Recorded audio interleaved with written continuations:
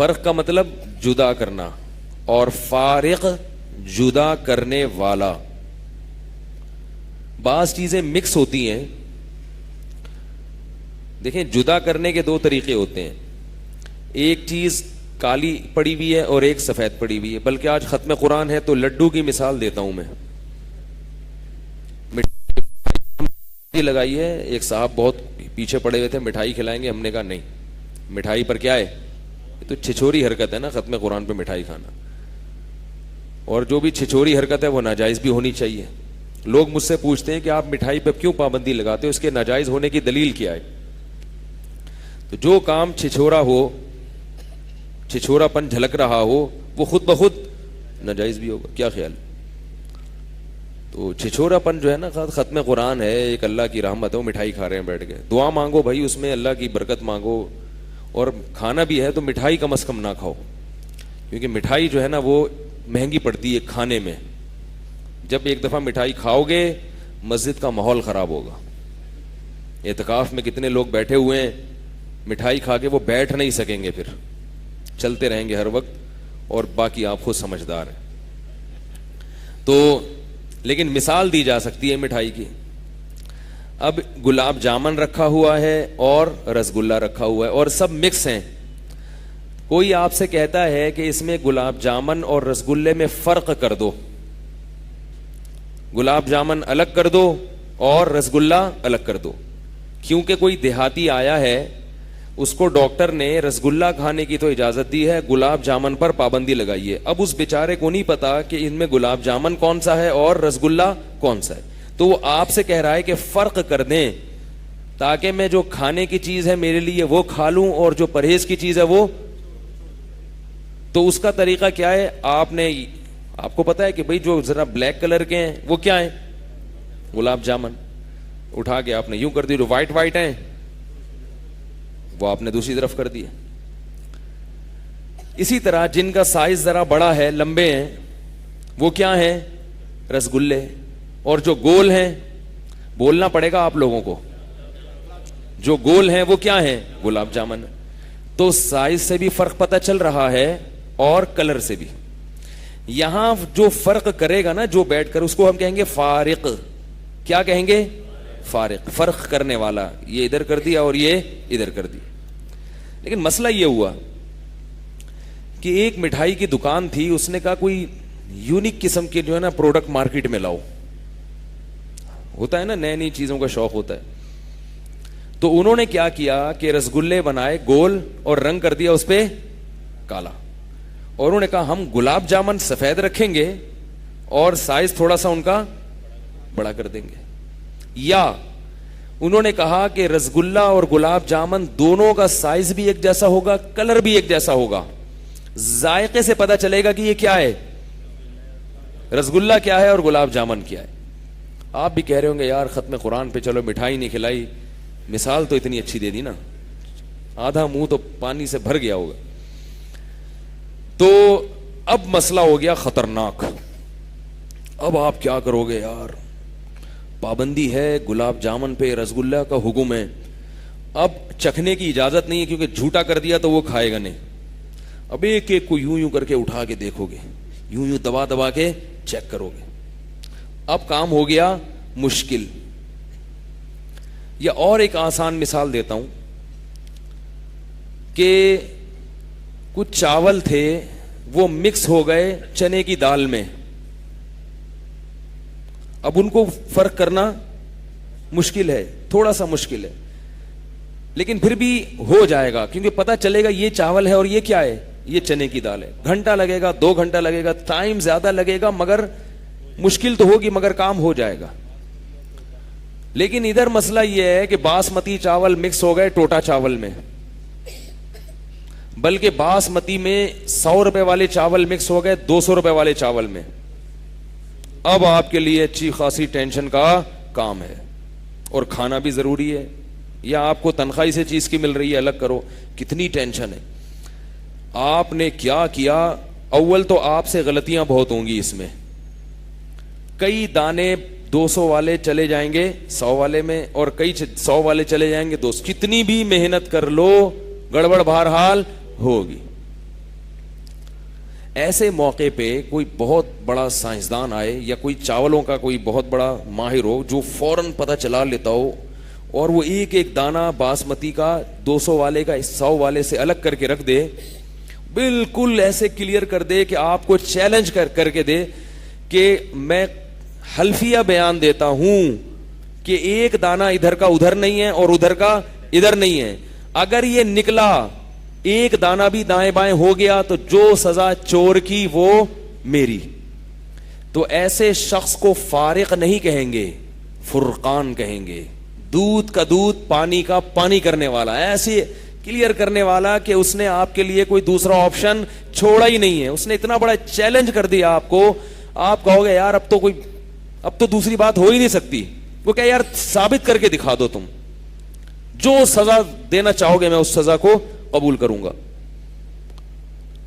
مسئلہ یہ ہے کہ یہ تو چاول کی بات ہے نا, چاول آٹے میں مکس ہو گیا, لڈو گلاب جامن میں مکس ہو گیا.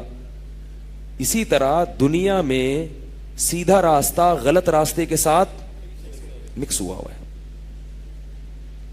پتہ ہی نہیں چلتا صحیح کیا ہے اور غلط کیا. جتنے منہ اتنی باتیں,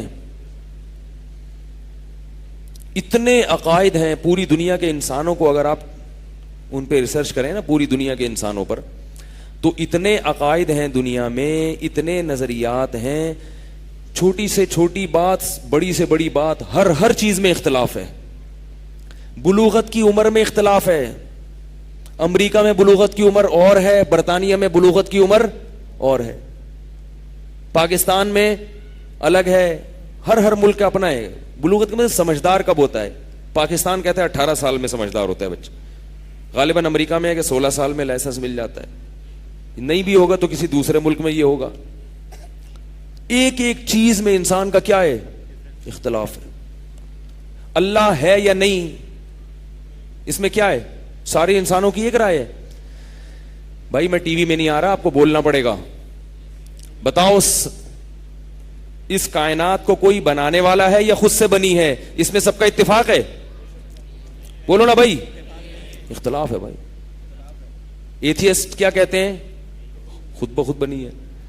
اور جو دہریے نہیں ہیں, مذہب کو فالو کرتے ہیں, وہ کہتے ہیں نہیں کسی نے بنایا ہے. پھر جس نے بنایا ہے, ایک نے بنایا ہے, بہت سارے ہیں, اس کے ساتھ کوئی شریک بھی تھا. پھر جس نے بنایا ہے عبادت صرف اسی کی جائے گی یا اس نے اختیارات دوسروں کو بھی دیے ہوئے ہیں؟ ہندو کہتے ہیں کہ دوسروں کو بھی دیے ہوئے ہیں اس نے, یہ بھگوان ہیں, یہ بہت سارے ہیں. عیسائی کہتے ہیں کہ حضرت عیسیٰ کو دیے ہوئے ہیں, اور بعض گرین والے کہتے ہیں کہ نبی صلی اللہ علیہ وسلم کو بھی دیے ہوئے. سارے گرین والے نہیں ہیں ایک جیسے, بعض کہتے ہیں. تو ایک اختلاف ہے انسانوں میں. پھر جو اللہ کے ساتھ دوسروں کو شریک کرتے ہیں اس کو بھی بھگوان مانتے ہیں, تو کس کو شریک کرنا ہے اس میں بھی انسانوں کا اختلاف. بعض کہتے ہیں سورج کی عبادت کرنی ہے کیونکہ سب سے زیادہ انسان سورج کا محتاج ہے, سورج بے نور ہو جائے تو آپ کی زندگی نہیں گزر سکتی. یہ تو گاڈ کا کنسپٹ ہے جس میں اتنے اختلافات ہو رہے ہیں, جو بڑا مسئلہ ہے دنیا کا, بہت بڑا ایشو ہے. اب بتاؤ ایک عام آدمی کہاں جائے؟ جو انسان مریخ سے دنیا پہ آئے نیا, وہ تو ہم ان اختلافات کے عادی ہو جاتے ہیں نا, تو کہتے چلو یار چلتا ہے. کوئی مریخ سے آئے دنیا میں اور وہ پریشان ہو کہ یار انسانوں میں صحیح زندگی کس کی ہے اور غلط زندگی کس کی ہے, تو اب وہ کیا کرے گا؟ وہ پہلے امریکہ والوں کے پاس جائے گا, پہلے رشیا والوں کے پاس گیا, وہ تحقیق کر رہا ہے, اس کو اللہ نے اجازت دی ہے کہ تم جہاز میں گھوم کے نا پوری دنیا میں تحقیق کر سکتے ہو, کہیں بھی چلے جاؤ. وہ چاہ رہا ہے کہ مجھے پہلے تو اس میں اختلاف ہوگا کہ سیدھے راستے کو فالو کرنا بھی چاہیے کہ نہیں کرنا چاہیے. بعض لوگوں کا تو اس میں ہے, کہتے ہیں کیا ضرورت ہے سیدھے راستے کی پہچان کی, جیسے در مع الدہر کیف ما دار, زمانہ جیسے گزر رہا ہے زمانے کے ساتھ گزرتے رہو, کیا ضرورت ہے بھائی یہ والا وہ, ٹھیک ہے جو جیسے چل رہا ہے چلتے رہو. تو یہ بھی ایک اختلافی مسئلہ ہے کہ سیدھے راستے پہ چلنا بھی ہے یا نہیں ہے, سیدھے راستے کو تلاش بھی کرنا ہے کہ نہیں کرنا. بہت سے لوگ کہتے ہیں سیدھے راستے کو ہم نے تلاش کرنا ہی نہیں ہے, جس راستے پہ کلچر آپ کو چلا رہا ہے آپ اس راستے کو فالو کریں. سمجھ میں آ رہی ہے بات کہ نہیں آ رہی؟ تو وہ جب زمین پہ اترے گا تو پہلے تو وہ یہ سوچے گا کہ سیدھے راستے کو فالو کرنا ہے یا نہیں کرنا. جائے گا تو اس میں لوگوں کا کیا ہوگا؟ اختلاف. جو مذہبی لوگ ہوں گے, چاہے وہ یہودی ہوں, چاہے وہ عیسائی ہوں, چاہے وہ ہندو ہوں, چاہے وہ مسلم ہوں, سب اپنی طرف کھینچ رہے ہوں گے. اور کچھ کہہ رہے ہوں گے, جو ایتھیسٹ ہیں وہ بھی کہہ رہے ہوں گے سیدھا راستہ ہے, مگر وہ ہے جس کو ہم کہتے ہیں عقل بتائے گی کہ سیدھا راستہ کیا ہے, مذہب نہیں بتائے گا. وہ کہے گا چلو عقل سے پوچھتا ہوں میں سیدھا راستہ کیا ہے. تو بڑے بڑے عقل مندوں کے نمبر لے لے گا, ہر عقل مند کی ایک الگ لاجک ہوگی اور اس کا ایک الگ نظریہ ہوگا. جتنے بھی عقل مند ہیں نا, ہر ایک نئی کہانی بیان کر رہا ہوگا. وہ کہہ رہا ہوگا یہ ہے, دوسرا کہہ رہا ہوگا نہیں یہ نہیں یہ. تو وہ یہی فیصلہ نہیں کر پائے گا موت تک کہ خدا ہے یا نہیں ہے. پھر خدا کے وجود پر ایمان لانے کے بعد کہ کتنے خدا ہیں, کس کی عبادت کرنی ہے, سورج کی کرنی ہے, روٹی کی کرنی ہے, چوہے کی کرنی ہے, بندر کی کرنی ہے. تو چوہوں کی بھی ہو رہی ہے عبادت, تو بندروں کی بھی ہو رہی ہے, بتوں کی بھی ہو رہی ہیں. پھر اس کے بعد جب وہ آئے گا ادھر, اللہ بھلا کرے آپ کا, وہ فرض کرو اس نے مان لیا کہ اللہ ہے, ہم تو اسی کو مانتے ہیں نا, اللہ ہے. پھر اللہ کو ماننے کے بعد اس نے مان لیا کہ وہ ایک ہے. اب مسئلہ تین بڑے بڑے اختلاف اس کے سامنے آئیں گے, ایک یہودی کا, ایک عیسائی کا اور ایک مسلمان کا. تینوں ایک خدا کو دعوے کی حد تک ایک خدا کو مانتے ہیں, عملاً اس پر چلے یا نہیں چلے, دعویٰ یہی ہے کہ ہم ایک خدا کو مانتے. تو اب ایک خدا کو مانتے ہیں تو وہ خدا کی حقیقی تعلیمات کس کے پاس ہیں, اس میں اختلاف ہے کہ نہیں ہے؟ کتنے, کم سے کم تین بڑے بڑے قول ہیں اس میں. یہودی کہتے ہیں کہ جنت میں صرف ہم جائیں گے, ہمارے پاس موسیٰ علیہ السلام کی تعلیم ہے, وہ موسیٰ جسے اللہ نے کوہ طور پہ بلایا, وہ موسیٰ جس سے اللہ ہم کلام ہوتے تھے, وہ موسیٰ جس کے ماننے والوں کو اللہ نے بیت المقدس میں خلافت دی, جس میں داؤد علیہ السلام بھیجے, جس میں سلیمان علیہ السلام بھیجے. یہ بڑے بڑے پیغمبر ہم میں بھیجے ہیں, تم میں نہیں, ہم اللہ کے لاڈلے ہیں. نحن ابناء اللہ و احباؤ, قرآن کہتا ہے کہ یہ کہتے ہیں کہ ہم اللہ کے بیٹے اور ہم اللہ کے محبوب ہیں. لہذا نجات حاصل کرنی ہے تو کس کو فالو کرنا پڑے گا؟ موسیٰ علیہ السلام کی تعلیمات کو. عیسائی کیا کہتے ہیں؟ نہیں نہیں نہیں, یہودی غلط کہہ رہا ہے. لوگوں, وہ جو مریخ سے آیا تھا نا, اس کو کیا کہہ رہے ہیں عیسائی؟ وہ کہتا ہے میں مریخ پہ ہی رہتا تو اچھا تھا. عیسائی اس کو کیا کہیں گے کہ ہم برحق ہیں. کیوں بھائی؟ عیسیٰ ابن مریم اللہ کے سچے نبی تھے. یہودیوں کی کتابوں میں ان کی بشارت ہے, آج تک ہے, وہ دلائل دکھائیں گے. دیکھو اللہ نے یہودیوں سے وعدہ کیا تھا کہ ایک نبی آئے گا جس کا نام احمد ہوگا, عیسیٰ مسیح ہوں گے, اور اللہ ان کو زندہ آسمانوں پہ اٹھا لیں گے, تم ان کو قتل نہیں کر سکو گے, ان کے ہاتھ پہ ایسے ایسے معجزے ظاہر ہوں گے. اور اللہ نے کب کہا کہ موسیٰ علیہ السلام آخری نبی ہیں, یا داؤد علیہ السلام آخری نبی ہیں, یا سلیمان علیہ السلام آخری نبی ہیں؟ یہ تو دنیا کی کسی کتاب میں نہیں لکھا, یہ تو نہ تورات میں نہ انجیل میں کہیں بھی نہیں لکھا. تو جب آخری نہیں ہے تو ان کے بعد کون سا نبی آیا ہے؟ تو وہ مریخ سے آیا ہوا کیا کرے گا؟ اب یہاں باسمتی چاول کو ٹوٹا چاول سے الگ کرنا تو آسان ہے, لیکن اتنے سارے, یہاں تو چنے کی دال, مسور کی دال, جڑی ہوئی دال, ٹوٹی ہوئی دال, باسمتی, ٹوٹا, سب ایک تھیلے میں کیا ہو گئے ہیں؟ مکس ہو گئے. اور کام لگا دیا, ان میں صحیح کو نہیں نکالا تو جہنم میں جاؤ گے. یہی ہے نا. اللہ نے کیا کہا؟ اگر دین برحق پہ نہیں چلے تو کہاں جاؤ گے؟ وہاں تو صرف یہ تھا کہ رسگلہ اور گلاب جامن کا مسئلہ تھا, غلط چیز کھا لی تو بد پرہیزی ہو جائے گی زیادہ زیادہ. اور ادھر کیا ہے؟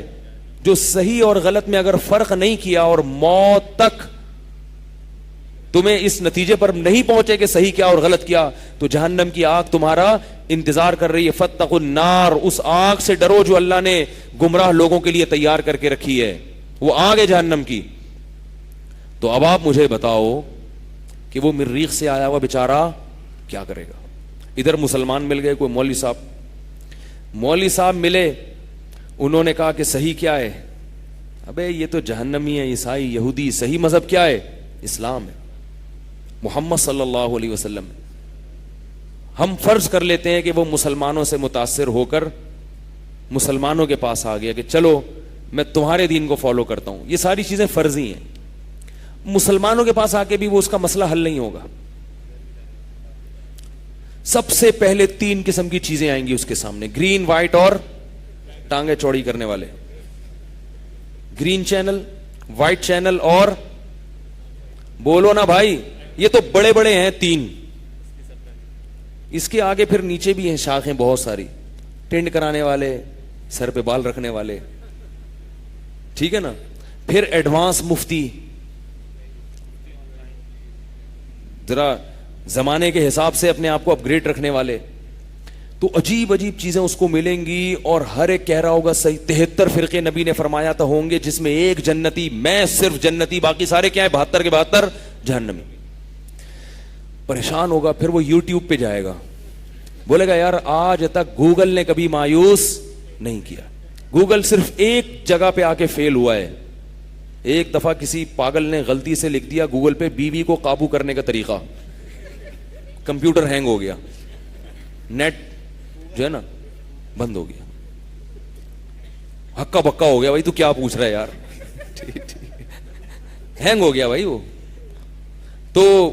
لیپ ٹاپ میں وائرس آ گیا, اس کے سسٹم ہی تباہ ہو گیا اس کا. خیر, اب اس نے جناب یوٹیوب پہ گیا, تو یوٹیوب پہ ادھر لکھا ہے 20 رکعت تراویح سنت موقدہ, نیچے کلپ ہوگا تراویح صرف 8 رکعتیں ہیں.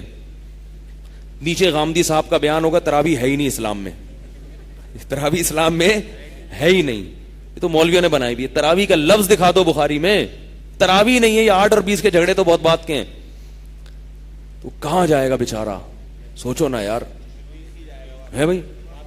پھر کچھ ایسے ہوں گے جو منکرین حدیث ہوں گے, جو کہیں گے حدیث ہے ہی نہیں, صرف قرآن ہے. کچھ ہوں گے جماعت المسلمین میں جائے گا, پھر وہ کہے گا چھوڑو ان فرقوں سے, براءت کا اعلان کرو, اللہ نے تمہارا نام کیا رکھا ہے, مسلمین رکھا ہے. تو جماعت المسلمین سے ملے گا, جماعت المسلمین والے اس کو بتائیں گے یہ کیا دیوبندی, بریلوی, گرین, ہری پگڑی, تھانوی, مدنی, تم لوگ کے بنائے ہوئے نام ہیں. ان ہی الا اسماء سمیتموہا انتم وآباؤکم, جو بتوں پہ آیتیں پڑھ کے سنائی جاتی تھی نا کہ یہ تمہارے باپ دادا نے نام رکھے, لات, منات اور عزا, وہ ساری آیتیں کس پہ فٹ کریں گے, ہمارے اوپر. قرآن نے کہا ہے کہ لات, منات, عزا یہ جو بتوں کے نام ہے تو تمہارے باپ دادا کے رکھے ہوئے, ان کا کوئی حقیقت نہیں ہے. تو وہ سب کہاں کہیں گے یہ حنفی, مالکی, شافی, دیوبندی, بریلوی, یہ سب کس کے رکھے ہوئے, باپ نبی نے تھوڑی رکھے ہیں. بڑی زبردست بات لگے گی اس کو. تو وہ پھر چلا گیا بالآخر کس میں, جماعت المسلمین. مسئلہ حل نہیں ہوا. اس کو پتہ نہیں تھا کہ یہ جماعت المسلمین پارٹ 1 ہے, یہ جماعت المسلمین پارٹ 1 ہے, ایک پارٹ 2 بھی ہے, ٹھیک ہے نا. اب وہ آگے پوچھے گا کہ حدیث میں جس جماعت المسلمین کو جوائن کرنے کا حکم ہے وہ پارٹ 1 تھی یا پارٹ 2 تھی. جماعت المسلمین والے قیامت تک اس کا جواب کسی حدیث کے حاشیے سے بھی نہیں, کیونکہ پارٹ 1 پارٹ 2 تو 1400 سال میں کبھی تھی نہیں, تو کسی شرح میں بھی اس کا ذکر نہیں ملتا. ورنہ بعض چیزیں ہمیں حدیث میں نہیں ملتی نا, تو شرح سے نکال کے لے آتے ہیں, تو اس کی شرح میں بھی نہیں ملے گا. تو وہ کہاں جائے گا, کہاں. ان سب باتوں کا اللہ نے کس میں جواب دے دیا, قرآن میں. تبارک الذی نزل الفرقان, پاک ہے وہ ذات جس نے الفرقان کو نازل کیا, جو حق اور باطل کو ایسے جدا کرتی ہے کہ دودھ کا دودھ اور پانی کا پانی کر کے رکھ دیتی, ایک دم کلیئر کر دے گی تمہارے نظریات کو. لیکن سوال یہ پیدا ہوتا ہے کہ اگر کر دیتی ہے تو ساری دنیا کے کانسیپٹ کلیئر ہوئے کیوں نہیں. آپ لوگوں کی سمجھ میں نہیں آ رہی تو غیر مسلموں کی سمجھ میں کہاں سے آئیں گی یہ باتیں. سوال یہ پیدا ہوتا ہے کہ کانسیپٹ کلیئر ہو کیوں نہیں رہے. یہ تو جو بھی اس کا ترجمہ پڑھے الف لام میم سے الحمد سے لے کے والناس تک, ایک دم سیدھے راستے پہ اس کو آ جانا چاہیے تھا, لیکن پھر یہ آ کیوں نہیں رہے. یہ بھی ایک الجھن ہے نا. اس معاملے میں بھی قرآن نے کانسیپٹ کلیئر کر دیا, ایسا کیوں نہیں ہو رہا. نہیں آ رہی نا بات بھائی. یہ بھی تو ایک بہت اہم سوال ہے نا کہ اللہ سب کو ہدایت کیوں نہیں مل رہی, سب ایک راستے پہ کیوں نہیں آ رہے. تو اللہ نے کتاب کی ابتدا ہی میں اس سوال کا جواب چکا دیا. فرمایا ہدل للمتقین, یہ سیدھا راستہ دکھائے گی ہر ایک کو نہیں, ان لوگوں کو جو سیدھے راستے پہ باقاعدہ آنا چاہتے ہیں. جو نہیں چاہتے یضل بہ کثیرا, ان کو اسی کے ذریعے گمراہ کروں گا میں. جو نہیں آنا چاہتے, جن کے دلوں میں اللہ کا خوف نہیں ہے, جو سیدھے راستے کو حاصل نہیں کرنا چاہتے, یضل بہ کثیرا ویہدی بہ کثیرا, جہاں اس کتاب کے ذریعے بہت سو کو ہدایت ملے گی وہیں اس کتاب کے ذریعے بہت سے لوگ گمراہ بھی ہوں گے, نہیں سمجھ میں آئے گی ان کو, کیونکہ وہ اس نیت سے پڑھیں گے ہی نہیں کہ ہمیں سیدھا راستہ مل جائے. تو یاد رکھو اس کتاب کی جو سب سے بڑی خصوصیت ہے وہ یہ ہے کہ یہ حق اور باطل کو چھانٹ کر ایسے الگ کر دیتی ہے کہ دودھ کا دودھ اور پانی کا پانی کر دیا. ورنہ دودھ سے پانی نکالنا بڑا مشکل, دودھ میں پانی ملانا جتنا آسان ہے پانی نکالنا اتنا ہی مشکل. بوائل کرنا پڑتا ہے, پھر پانی ابلے گا, پھر آپ ایک پائپ لگا کے اس بھاپ کو الگ جمع کرو, آخر میں گاڑھا کیا رہ جائے گا, دودھ. ٹینشن والا کام ہے, آسان کام نہیں. اسی وجہ سے گوالے یہ والا کام نہیں کرتے, دوسرا والا زیادہ کرتے ہیں. یار جو آسان ہے وہ کر لو. تو اللہ نے کیا کیا, اس کتاب کو میں حق اور باطل کو کیا کیسے کر دیا, بالکل واضح, بالکل شروع میں ہی واضح کر دیا. اب سوال پیدا ہوتا ہے کہ پھر یہ واضح ہوتا کیوں نہیں ہے بھائی. میرے ایک دفعہ ایک منکرین حدیث سے بات ہوئی, اگر آپ صحیح طرح سے قرآن سمجھیں تو خدا کی قسم قرآن انسان کے 14 طبق روشن کر دیتا ہے, وہ آپ کو ان تمام گمراہیوں کے اندھیروں سے نکال دیتا. ایک دفعہ ایک منکرین حدیث تھے, منکرین حدیث, ان سے میری, میں کئی دفعہ یہ واقعہ بیان کر چکا ہوں لیکن میں مختصر صرف تھوڑی سی ہلکی سی روشنی ڈالوں گا تاکہ میں جو کہنا چاہ رہا ہوں وہ سمجھ میں آ جائے. وہ میرے پاس آئے اور کہنے لگے کہ حدیث حجت نہیں ہے, صرف قرآن حجت ہے, یعنی ہمیں صرف قرآن کو فالو کرنا چاہیے, حدیث کو فالو نہیں کرنا چاہیے. میں نے کہا کیوں؟ انہوں نے کہا بخاری میں غلطیاں ہیں, مسلم میں غلطیاں, جو الٹے سیدھے الزامات لگاتے ہیں, ابو داؤد میں یہ غلطی ہے, فلانے میں یہ غلطی ہے. میں نے کہا آپ قرآن کو تو مانتے ہو نا؟ اس نے کہا ہاں مانتا ہوں. میں نے کہا پورے کو مانتے ہو یا آدھے کو مانتے ہو؟ یاد رکھو جہاں بھی گڑبڑ ہوگی نا, کوئی باطل فرقہ پیدا ہوگا, وہ پورے قرآن کو نہ ماننے کی وجہ سے ہوگا. کچھ آیتیں لے رہا ہوگا اور کچھ چھوڑ رہا ہوگا. گڑبڑ یہاں سے شروع ہوتی. اس نے کہا پورے کو مانتے ہیں. میں نے کہا پورے میں آتا ہے کہ نبی صلی اللہ علیہ وسلم کو اللہ نے فرمایا کہ هو الذی بعث فی الامیین رسولا, اس نے اپنے رسول کو بھیجا. اس رسول کی ذمہ داریاں کیا ہیں؟ 3 ذمہ داری. وَيُعَلِّمُهُمُ الْكِتَابَ, ان 3 ذمہ داریوں میں پہلی ذمہ داری ہے کہ نبی ان کو کتاب سکھائیں گے. کیا کریں گے نبی؟ بولے نا بھائی, سکھائیں گے. میں نے کہا اگر یہ بخاری مسلم اور یہ حدیث کی ساری کتابیں بالفرض غلط ہیں تو نبی نے جو قرآن سکھایا صحابہ کو, پھر صحابہ نے وہی نبی کا سیکھا ہوا آگے پہنچایا, تو وہ نبی کا سکھایا ہوا گیا کہاں پھر؟ کیونکہ اللہ تو فرما رہے ہیں کہ یہ قرآن تمہاری پورا قرآن خود سے سمجھ میں نہیں آئے گا, بلکہ کون سکھائے گا تمہیں؟ نبی. یہ تو خود قرآن کہہ رہے ہیں نا. اگر پورا قرآن خود سے سمجھ میں آ جاتا تو اللہ یہ کیوں کہتے کہ نبی سکھائیں گے؟ اگر یہ اجمیوں میں نازل ہوتا تو ہم کہتے کہ بھئی چونکہ ان کو عربی نہیں آتی تھی تو نبی ان کو عربی پہلے سکھا دیں گے جس سے وہ سیکھ لیں گے. لیکن یہ تو انہی کی زبان پہ نازل ہوا نا, عربوں کی زبان پہ نازل ہوا ہے, یہ جو وہ بولتے تھے اسی پہ نازل ہوا ہے, ان کی جو مادری زبان تھی اس زبان میں قرآن نازل ہوا ہے. تو ظاہر ہے ان کو لفظوں کے مطلب آتے تھے, گرامر آتی تھی, سب کچھ آتا تھا. اس کے باوجود قرآن کہہ رہا ہے کہ سکھائے گا کون؟ نبی. تو میں نے کہا وہ نبی کا سکھایا ہوا گیا کہاں؟ اگر وہ غائب ہو گیا تو اس کا مطلب قرآن ہم سمجھ سکتے ہی نہیں ہیں. تو پھر پورے قرآن پہ چل ہی نہیں سکتے جب سمجھ ہی نہیں سکتے. جب سمجھ ہی نہیں سکتے تو چل کہاں سے سکتے ہیں بھائی؟ تو وہ ادھر ادھر کی مارنے لگے, کہہ رہے ہیں بخاری میں یہ غلطی. میں نے کہا چلو یار بخاری کو ایک طرف رکھ دو, مسلم تو صحیح والی کتابیں دکھا دو نا پھر. میں نے کہا کوئی کیسٹ کی شکل میں ہو, کوئی آڈیو کی شکل میں ہو, کچھ بھی ہو, کوئی لکھی ہوئی تحریر ہو, دکھاؤ, پھر ہم اس کو مقابلہ کریں گے تو جو صحیح لگے گا اس کو لے لیں گے. تو وہ کہتا ہے کہ بھائی نبی نے یہی تو سکھایا جو قرآن ہے, یہی دے کر چلے گا, یہی سکھایا. تو میں نے اس کو ایک مثال دی, بس میں مثال ختم کر کے پھر اپنا بیان جو میں چل رہا تھا اس پہ آتا ہوں. میں نے کہا دیکھو اسکول آپ نے پڑھا ہے, نیوٹن کا ایک قانون ہے, لا ہے کہ جو چیز متحرک ہے وہ ہمیشہ متحرک رہے گی. کیا خیال ہے؟ جب تک کوئی رکاوٹ نہ ہو. اور جو رکی ہوئی ہے وہ ہمیشہ رکی رہے گی جب تک اس کو چلانے والی کوئی چیز نہ ہو. میں نے کہا یہ قانون آپ نے بچوں کو پڑھایا, آپ ٹیچر تھے, آپ نے کہا جو چیز متحرک ہے وہ متحرک رہے گی, جو رکی ہوئی ہے وہ رکی ہوئی رہے گی. یہ اس کا متن پڑھ کے آپ نے بچوں کو پڑھا دیا. اب بچے کہہ رہے ہیں سر ڈیفائن کریں اس کو, آپ اس قانون کو ہمیں سمجھائیں. آپ نے دوبارہ سے متن پڑھ کے سنا دیا. وہ کہہ رہے ہیں بھائی یہ تو پتہ تو چل گیا یہ لا ہے, اب ذرا اس کو ڈیفائن کریں نا. نبی کی ذمہ داری ہے لِتُبَيِّنَ لِلنَّاسِ, قرآن کہہ رہے ہیں نبی اس کو ڈیفائن کریں گے. تو سر پلیز اب آپ یہ نیوٹن کے لا کو ڈیفائن کریں. آپ نے پھر وہی قانون پڑھ کے سنا دیا. تو وہ کہے گا سر آپ خیریت سے تو ہیں, طبیعت تو ٹھیک ہے, یہ تو سنا دیا ہم نے سن لیا, اب ڈیفائن تو اپنے الفاظ میں ہوتا ہے نا بھائی, تشریح تو اپنے الفاظ میں کی جائے گی. میں نے کہا قرآن کا متن تو آ گیا الحم سے لے کے والناس تک, اللہ کہہ رہے تشریح کون کرے گا؟ نبی. تو وہ تو نبی کے الفاظ میں ہوگی نا تشریح, وہ کہاں گئی؟ تو بیچارہ 2 گھنٹے تک ادھر ادھر بغلیں جھانکتا رہے. میں نے کہا یہ تو تمہارا علم ہے, میرا تو خیال تھا ابھی ہم آگے چلیں گے تو باتیں ہوں گی, تو بات یہیں آگے سے. تو میں بتا رہا ہوں ہر باطل آدمی کیا کرتا ہے, قرآن کا نام لیتا ہے مگر پورے قرآن کو فالو, بولو بھائی, نہیں کرتا. پورے قرآن کو. اور کیوں فالو نہیں کرتا؟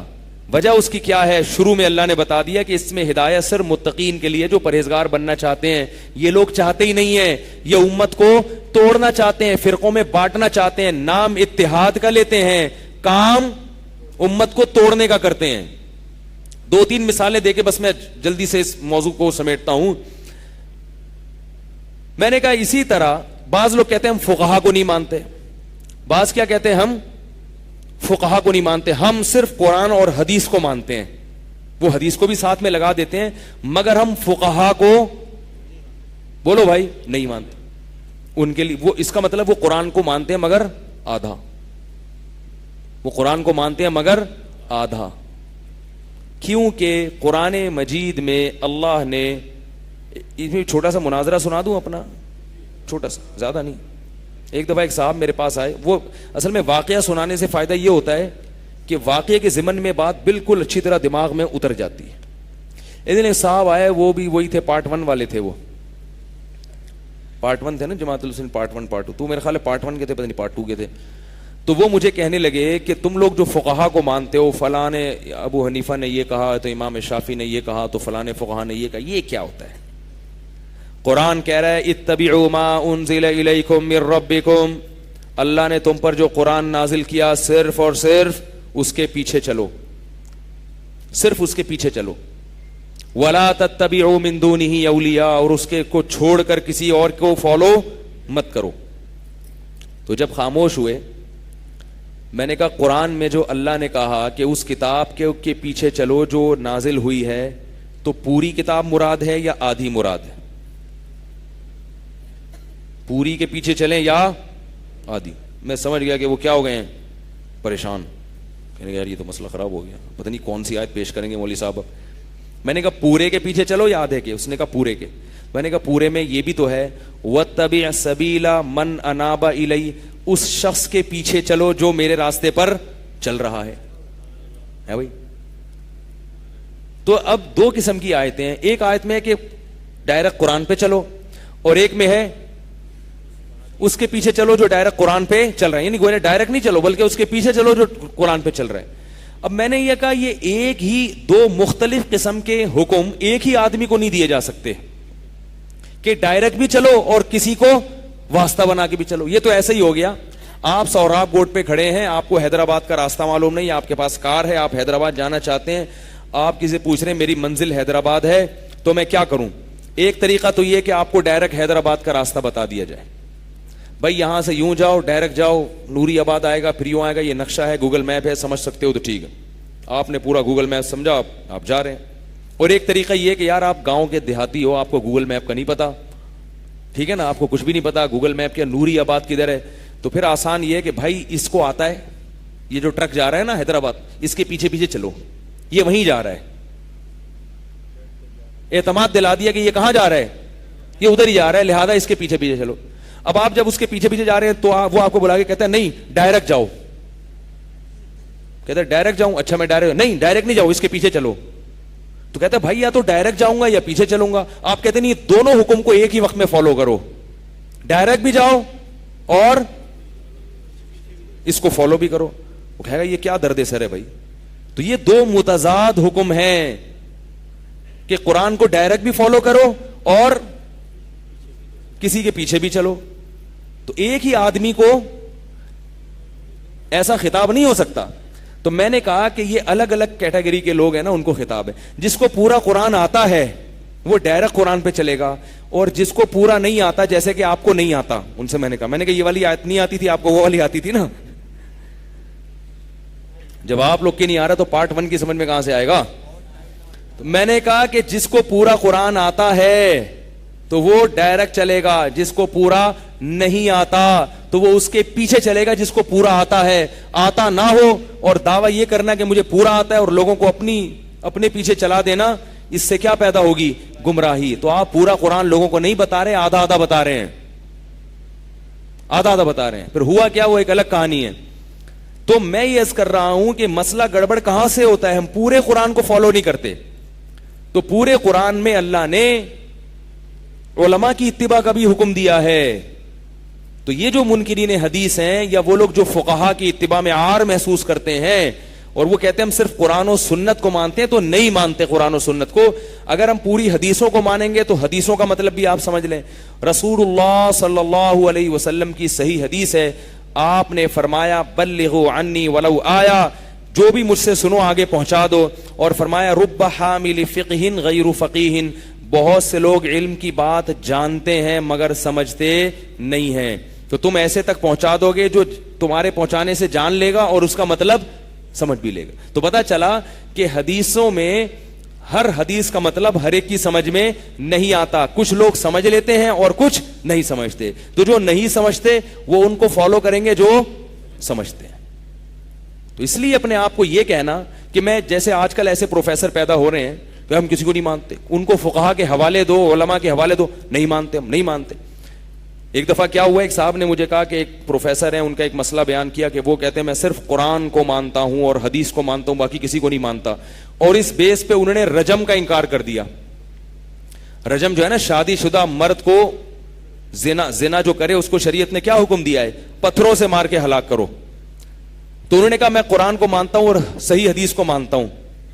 تو کسی نے کہا کہ یہ تو صحیح حدیث ہے کہ نبی نے رجم کیا ہے, صحیح مسلم کے بخاری کی. انہوں نے کہا یہ والی حدیث صحیح نہیں ہے, ایسے ہی بس, یہ چونکہ قرآن کے خلاف جا رہی ہے لہذا یہ صحیح نہیں ہے. اپنی طرف سے ایک اصول بنا لیا کہ چونکہ قرآن میں تو ہے نا کنوارے کا, تو اس میں تو نہیں فرق ہے کہ شادی شدہ ہو یا کنوارا ہو, قرآن نے تو رجم کا حکم دیا, تو میں قرآن کو مان رہا ہوں. قرآن کہہ رہا ہے الزانیۃ والزانی, زنا کرنے والا مرد ہو یا عورت ہو دونوں کو پتھروں سے, دونوں کو کوڑے مارو. تو انہوں نے کہا قرآن نے تو یہ نہیں کہا نا کہ وہ شادی شدہ یا غیر شادی شدہ, قرآن نے تو یہ کہا مرد ہو یا عورت ہو, چاہے کنوارا ہو یا شادی سے, کوئی نہیں, پتھروں سے اس کو کوڑے مارو. اور تم لوگ مولوی لوگ کیا کہتے ہیں, سنسار کرو. تو میں تو قرآن کو مانتا ہوں. قرآن کو نہیں مانتے. اگر قرآن کو مانتے تو قرآن مجید میں دوسری جگہ پر اللہ نے کا ارشاد ہے وَمَن يَتَّبِعْ غَيْرَ سَبِيلِ الْمُؤْمِنِينَ نُوَلِّهِ مَا تَوَلَّى, جو مومنین کے راستے کو چھوڑ کر کسی اور راستے پر چلے گا, جہاں جا رہا ہوگا جانے دیں گے, وَنُصْلِهِ جہنم, اور بالآخر ہم اس کو جہنم کی آگ میں دھکیل دیں گے. تو اللہ نے کیا فرمایا کہ پوری امت سے ہٹ کر آپ کو کوئی فتویٰ دینے کی اجازت, بولو نا بھائی, نہیں ہے. جب آپ ایک ایسا فتویٰ مارکیٹ میں لا رہے ہیں جو پوری امت کا نہیں ہے, صدیوں تک امت میں کسی نے وہ فتویٰ نہیں دیا, تو آپ مومنین کے راستے کو چھوڑ کے چل رہے ہیں کہ نہیں چل رہے؟ تو یہ اب آپ اگر کہہ رہے ہو کہ یہ رجم اسلام میں نہیں ہے, اس کا مطلب آپ نے قرآن کی اس آیت کا انکار کر دیا. تو اجماع امت کا کسی چیز پہ جمع ہو جانا یہ حجت قطعیہ ہے, اس کے خلاف کوئی دلیل نہیں چلتی. تو جو مریخ سے آیا تھا نا بندہ, اس کو میرے پاس بھیج دو, ٹھیک ہے نا, اس کو میں بتاؤں گا بھائی پورے قرآن کو فالو کرو گے تو دودھ کا دودھ پانی کا پانی ہو جائے گا. اب میں آگے چلتا ہوں, جو بڑے بڑے مسائل ہیں تو چھوٹے چھوٹے ہیں نا. بہت بڑا مسئلہ اس وقت دنیا میں اسلام اور کفر کا بنا ہوا ہے. آج ہمارے بہت سے نوجوانوں کے دلوں میں اسلام مشکوک ہوتا چلا جا رہا ہے. وہ جب دنیا کی رنگ رلیاں دیکھتے ہیں, دنیا کی رونق دیکھتے ہیں, اور دیکھتے ہیں کہ کافروں کو ترقی مل رہی ہے اور کافروں کے پاس دنیا کی سب چیزیں موجود ہیں, تو وہ احساس کمتری کا شکار ہوتے ہیں. وہ کہتے ہیں اگر یہ اسلام برحق مذہب ہوتا تو دنیا کی یہ قومیں کیوں ترقی کرتی ہیں اور مسلمان اتنی پستی کا شکار کیوں ہوتے. اللہ نے اس کا بھی قرآن مجید میں جواب دیا ہے. ایمان کا مسئلہ بنا ہوا ہے آج لوگوں کے. دیکھو ایک بات کان کھول کے سن لو. ایک دفعہ ایک بندہ آیا میرے پاس, واقعات میں اس لیے سناتا ہوں, میں نے بتایا کہ وہ واقعات سے جو بات سمجھ میں آتی ہے. ایک صاحب میرے پاس آئے, کہنے لگے کہ مجھے اسلام کے بارے میں شکوک و شبہات ہیں. یہ خوب اچھی طرح سمجھیں. یہ جو میری بحث ہوئی نا 1-1.5 مہینے پہلے کی بات ہے. کہنے لگا مجھے اسلام کے بارے میں بولو نا شکوک و شبہات, جس کی وجہ سے نہ میں عبادت کر پا رہا ہوں, نہ میں کچھ بھی نہیں میرے سے ہو رہا. مجھے تو کانسیپٹ ہی کلیئر نہیں ہو رہا. بہت ساری چیزوں کے اشکالات ہیں جو مجھے جواب نہیں مل رہے. میں نے کہا اچھا میں آپ کی ایک اشکال کا بعد میں جواب دوں گا, لیکن پہلے یہ بتاؤ کہ اسلام چھوڑ کے کس کو فالو کرنا چاہتے ہو, اور جس کو فالو کرنا چاہتے ہو کیا اس پہ اشکالات نہیں ہیں؟ ہے بھائی. ایک آدمی تھا ہمارے بچپن میں, اس کو اسلام پر یہ اشکال ہوا کہ مسلمانوں میں لڑائیاں بہت ہوئی ہیں آپس میں, تلواریں چلی ہیں, گردنیں کٹی ہیں, حضرت علی کو بھی شہید کیا گیا, کربلا میں حضرت حسین کو شہید کیا گیا, اور یہ اسلام کی تاریخ تو اس سے بھری ہوئی ہے. لہذا اسلام چھوڑ کے نقل کفر نباشت معاذ اللہ عیسائی ہو گیا. کیا بن گیا؟ عیسائی. کسی عیسائی نے اس کو ورغلایا تھا, یہ ورغلایا تھا کہ یار یہ اسلام میں تو اتنی لڑائیاں ہیں, عیسائی تو امن اور شانتی کا مذہب ہے, عیسائیت میں تو محبت ہے, محبت, اور ہر جگہ محبت. کو ایک تھپڑ مارے دوسرا اس کے آگے کر دو. اس کی شرح میں اگر کسی نے لکھا ہو تو ایک مکہ مارے تو دوسرا مکہ بھی کھا لو. پھر شروحات بھی تو ہوتی ہے نا, یہ تو متن ہے نا, آگے اس کی تشریحات ہیں. تو عیسائیت میں اتنی محبت, اور وہ عیسائی بن گیا. تو میں اس سے ملا تو نہیں, لیکن جو بندہ درمیان میں تھا, میں نے اس سے کہا کہ اس سے جا کے کہنا تمہیں اسلام پر یہ اشکال ہو رہا ہے کہ اس میں تلواریں چلی ہیں, مسلمانوں نے آپس میں ایک دوسرے کو بڑا قتل کیا, اور یہ ہوا اور وہ ہوا, اور اس بیس پر تم نے کون سا مذہب قبول کیا؟ عیسائی. اور عیسائی کی جو بنیاد ہے, ان کا جو کلمہ ہے, وہی عقل تسلیم نہیں کرتی کہ خدا ایک بھی ہے اور خدا 3 بھی ہیں. یہاں سے ہمارا کلمہ تو فوراً سمجھ میں آئے گا نا, آگے ہمارے اعمال گڑبڑ ہیں, اعمال گڑبڑ ہے, کوئی اس کی ٹانگیں کھینچ رہا ہے, کوئی اس کی ٹانگیں. مذہب تو غلط نہیں ہے نا, مذہب کو فالو کرنے والوں میں صحیح بھی ہیں اور غلط بھی ہیں. میں نے کہا وہ تو مذہب کی بنیاد کہاں سے شروع ہو رہی ہے؟ خدا ایک بھی ہے اور خدا 3 بھی ہیں. اس کا جواب پتہ ہے عیسائی کیا دیتے ہیں؟ عیسائی اس کا جواب یہ دیتے ہیں کہ کچھ باتیں ایسی ہوتی ہیں جو عقل سے بالاتر ہوتی ہیں, جو سمجھ میں نہیں آتی. جیسے قبر کا عذاب, وہ بھی مانتے ہیں قبر کے عذاب. قبر کا عذاب سمجھ میں آتا ہے؟ ہاں ہوں کریں گے نا تو پھر میں آگے چلوں گا بھائی. عقل تو نہیں مانتی نا. قبر میں بندہ مٹی ہو گیا, ہم کہہ رہے ہیں پھر بھی عذاب ہو رہا ہے, ثواب ہو رہا ہے. تو وہ کہنے لگے عیسائی کہ بہت سی باتیں ایسی ہیں جو عقل مذہب نے بتا دی تو مان لو, اگرچہ عقل میں نہیں آتی. تو اسی طرح ہم نے جو کہہ دیا کہ اللہ 3 بھی ہیں, اللہ تعالیٰ, حضرت مریم, حضرت عیسیٰ 3 بھی ہیں لیکن ایک بھی ہے, تو یہ بات عقل میں نہیں آتی, مگر مذہب نے کہی ہے تو اس کو تسلیم کر لو. سمجھ آ رہی ہے بات؟ اس کا جواب یہ ہے کہ ایک ہوتا ہے عقل سے بالاتر ہونا کسی چیز کا, اور ایک ہوتا ہے عقل کے خلاف ہونا. عقل سے بالاتر کیا وہاں تک آپ کی عقل پہنچ نہیں پا رہی. اس کی مثال ایسے ہے جیسے آپ کسی کو کہیں 325 کو 448 سے ضرب دیا جائے تو 2348 جواب آتا ہے, اور کیلکولیٹر بھی نہیں آپ کے پاس. اب آپ کہو گے یار اتنی کیلکولیشن تو میں نہیں جانتا, میں تو 2 اور 2 4 جانتا ہوں, تو میری عقل میں نہیں آ رہی یہ چیز. لیکن کہنے والا چونکہ سچا ہے تو مان لیتا ہوں میں. کیا خیال ہے بھائی؟ کہنے والا سچا ہے تو مان لیتا ہوں, اور اگر کہنے والا سچا نہیں ہے, اعتماد نہیں ہے, تو بھائی مجھے کیا پتا یار, میں ان چیزوں سے واقف نہیں ہوں. لیکن اگر کوئی یہ کہے کہ 2 اور 2 5 ہوتے ہیں, اب آپ کو کہنے والا چونکہ بہت ہی سچا ہے, بات عقل میں آ تو نہیں رہی ہے لیکن پھر بھی مان لیتا ہوں, تو یہ آپ کے پاگل ہونے کی دلیل ہوگی. کوئی کتنا ہی سچا ہو, جو بھی 2 اور 2 کو 5 کہے گا, یا تو خواب میں کہے گا, یا پی کے کہے گا, یا وہ آپ کو الو بنا رہا ہے, یا جان کر جھوٹ بول رہا ہے. کوئی نہ کوئی بات ہے. 2 اور 2 کبھی بھی 5 نہیں ہو سکتے. تو اللہ نے ہمیں بتایا کہ قبر کا عذاب ہے, یہ عقل سے بالاتر ہے, کیونکہ ہم نے مر کے دیکھا نہیں ہے, ہم تو اس دنیا کو جانتے ہیں. اللہ نے بتایا جنت ہے, ہماری عقل سے بالاتر ہے, ہم نے دیکھی نہیں ہے جنت. اللہ نے کہہ دی, سچے نے کہہ دی, ہم نے مان لیا. لیکن 3 ایک نہیں ہو سکتا اور 1 3 نہیں ہو سکتا. یہ عقل سے بالاتر نہیں ہے, یہ عقل کے خلاف ہے.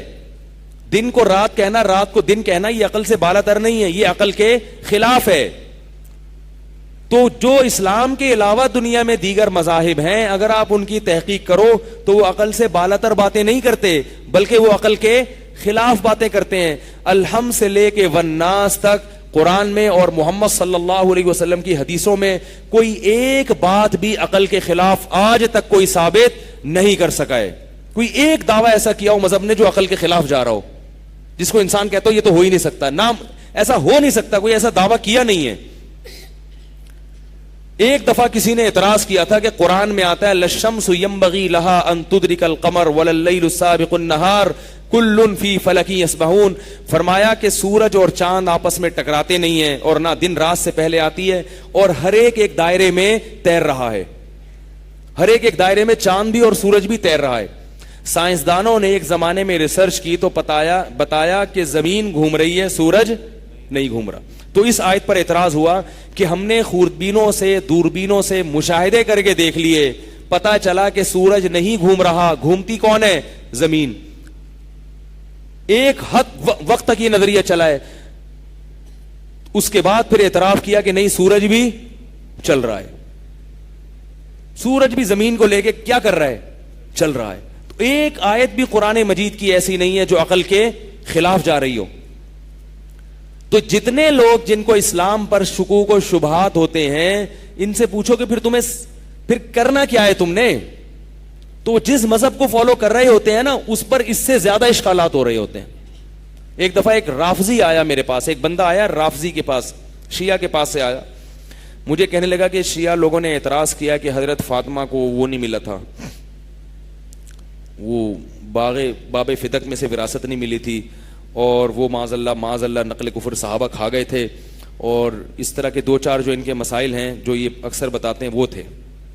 تو میرے پاس لڑکا آیا, میں نے کہا کہ دیکھو ان تمام باتوں کے جوابات میرے پاس موجود ہیں, لیکن میں جواب دوں گا, تم جب جاؤ گے تو وہ اس جواب کا کوئی اور جواب اٹھا لیں گے, پھر میں اس کا جواب دوں گا, پھر میں نے کہا 2-4 تمہارے جیسے اور آ گئے تو پھر اور یہ معاملہ کیا ہو جائے گا, بڑھے گا, پھر تو میں سارا دن یہی کرتا رہوں گا.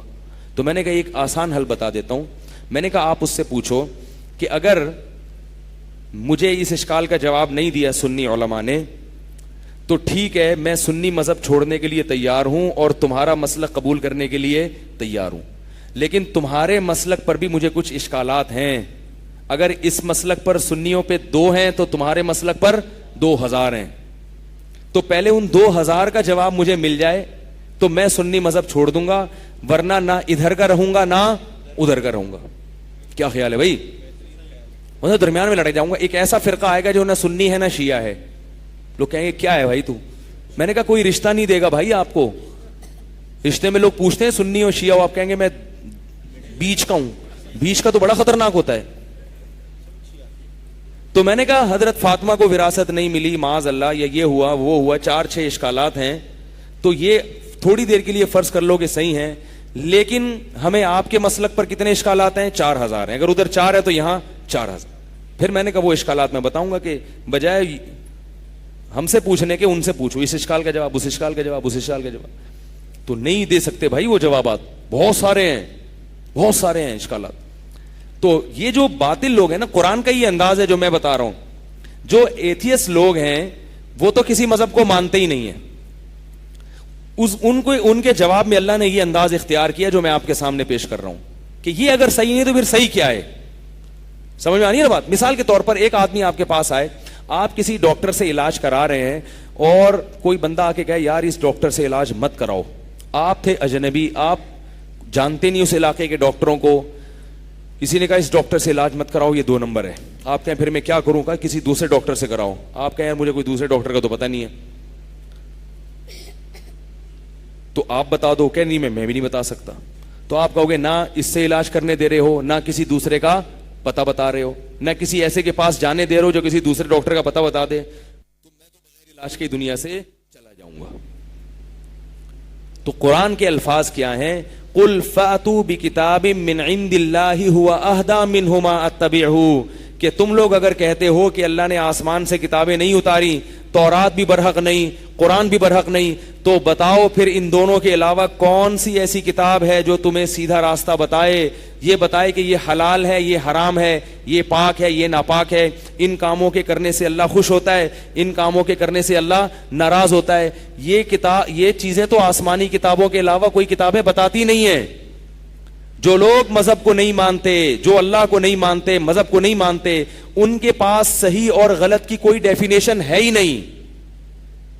بات آ رہی ہے سمجھ میں؟ آپ ان سے پوچھیں صحیح کیا ہے, وہ کہیں گے وہ صحیح وہ ہے جس کو میں صحیح سمجھوں. تو آپ کہیں اگر آپ ایک چیز کو صحیح سمجھ رہے ہیں اور دوسرا نہیں سمجھ رہا تو پھر ان دونوں میں سے صحیح کیا ہے؟ دیکھو مسلمان سے جب پوچھا جائے گا نا، مجھ سے آپ نے آگے پوچھا کہ صحیح کیا ہے، میں نے بتایا کہ بھئی یہ صحیح ہے، دوسرے نے کہا کہ یہ صحیح نہیں ہے، وہ بھی کلمہ گو ہے، تو ہم اب فیصلہ کس سے کر سکتے ہیں؟ قرآن سے. قرآن سے فیصلہ کر سکتے ہیں. قرآن بتا دے گا کہ یہ صحیح ہے اور یہ غلط ہے. غیر مسلم کے پاس کیا چیز ہے بھائی جس سے وہ پتا چل جائے کہ صحیح کیا ہے غلط کیا ہے؟ غیر مسلموں کو یہ اب تک نہیں پتا کہ کھانا کیا ہے اور کون سی چیزیں ایسی ہیں جو انسان کے کھانے کی نہیں ہے. گورے کہتے ہیں کہ آپ سور کھا سکتے ہیں، کتے نہیں کھا سکتے. ان کے باقاعدہ ان پہ بیانات ہیں کہ کتے، چائنیز پہ ہنستے ہیں، وہ کہتے ہیں وہ کھانے کی چیزیں کتے کھا رہے ہیں یار، بلی کھا. میں نے ایک ڈاکومنٹری دیکھی ہے، انگریزوں نے بنائی ہے، چائنیز پر اعتراض کیا ہے کہ اتنا پیارا جانور، ایسے دم ہلانے والا، اتنی محبت کرنے والا، اسے یہ کاٹ کے کھا جاتے ہیں. یہ کوئی انسان ہے؟ اور چائنیز کیا کہتے ہیں کہ بھائی کیوں بھائی، سور نے تمہارا کیا بگاڑا ہے جو تم اس کو کھاتے ہو؟ گائے نے تمہارا کیا بگاڑا ہے؟ وہ بھی تو دودھ دیتی ہے، بھینس ہے دودھ دیتی ہے، کاٹ کے کھا جاتے ہو. لہذا وہ کیا کرتے ہیں؟ کتا بھی کھا جاتے ہیں، وہ چھپکلی بھی کھا جاتے ہیں، وہ سانپ بھی کھا جاتے ہیں، وہ مینڈک بھی کھا جاتے ہیں. ایک انگریز نے چائنیز سے پوچھا کہ تم کیا کھاتے ہو؟ اس نے کہا زمین پہ اڑنے والی جتنی چیزیں، ہیلی کاپٹر اور جہاز کے علاوہ سب چیزیں کھا لیتے ہیں ہم، اور زمین پہ چلنے والی جتنی بھی چیزیں ہیں اس میں ٹرین اور گاڑی کے علاوہ سب کچھ کھا جاتے ہیں. تو انگریز کو اللہ کرے میں جلدی جلدی اپنی بات کو سمجھا سکوں آپ کو.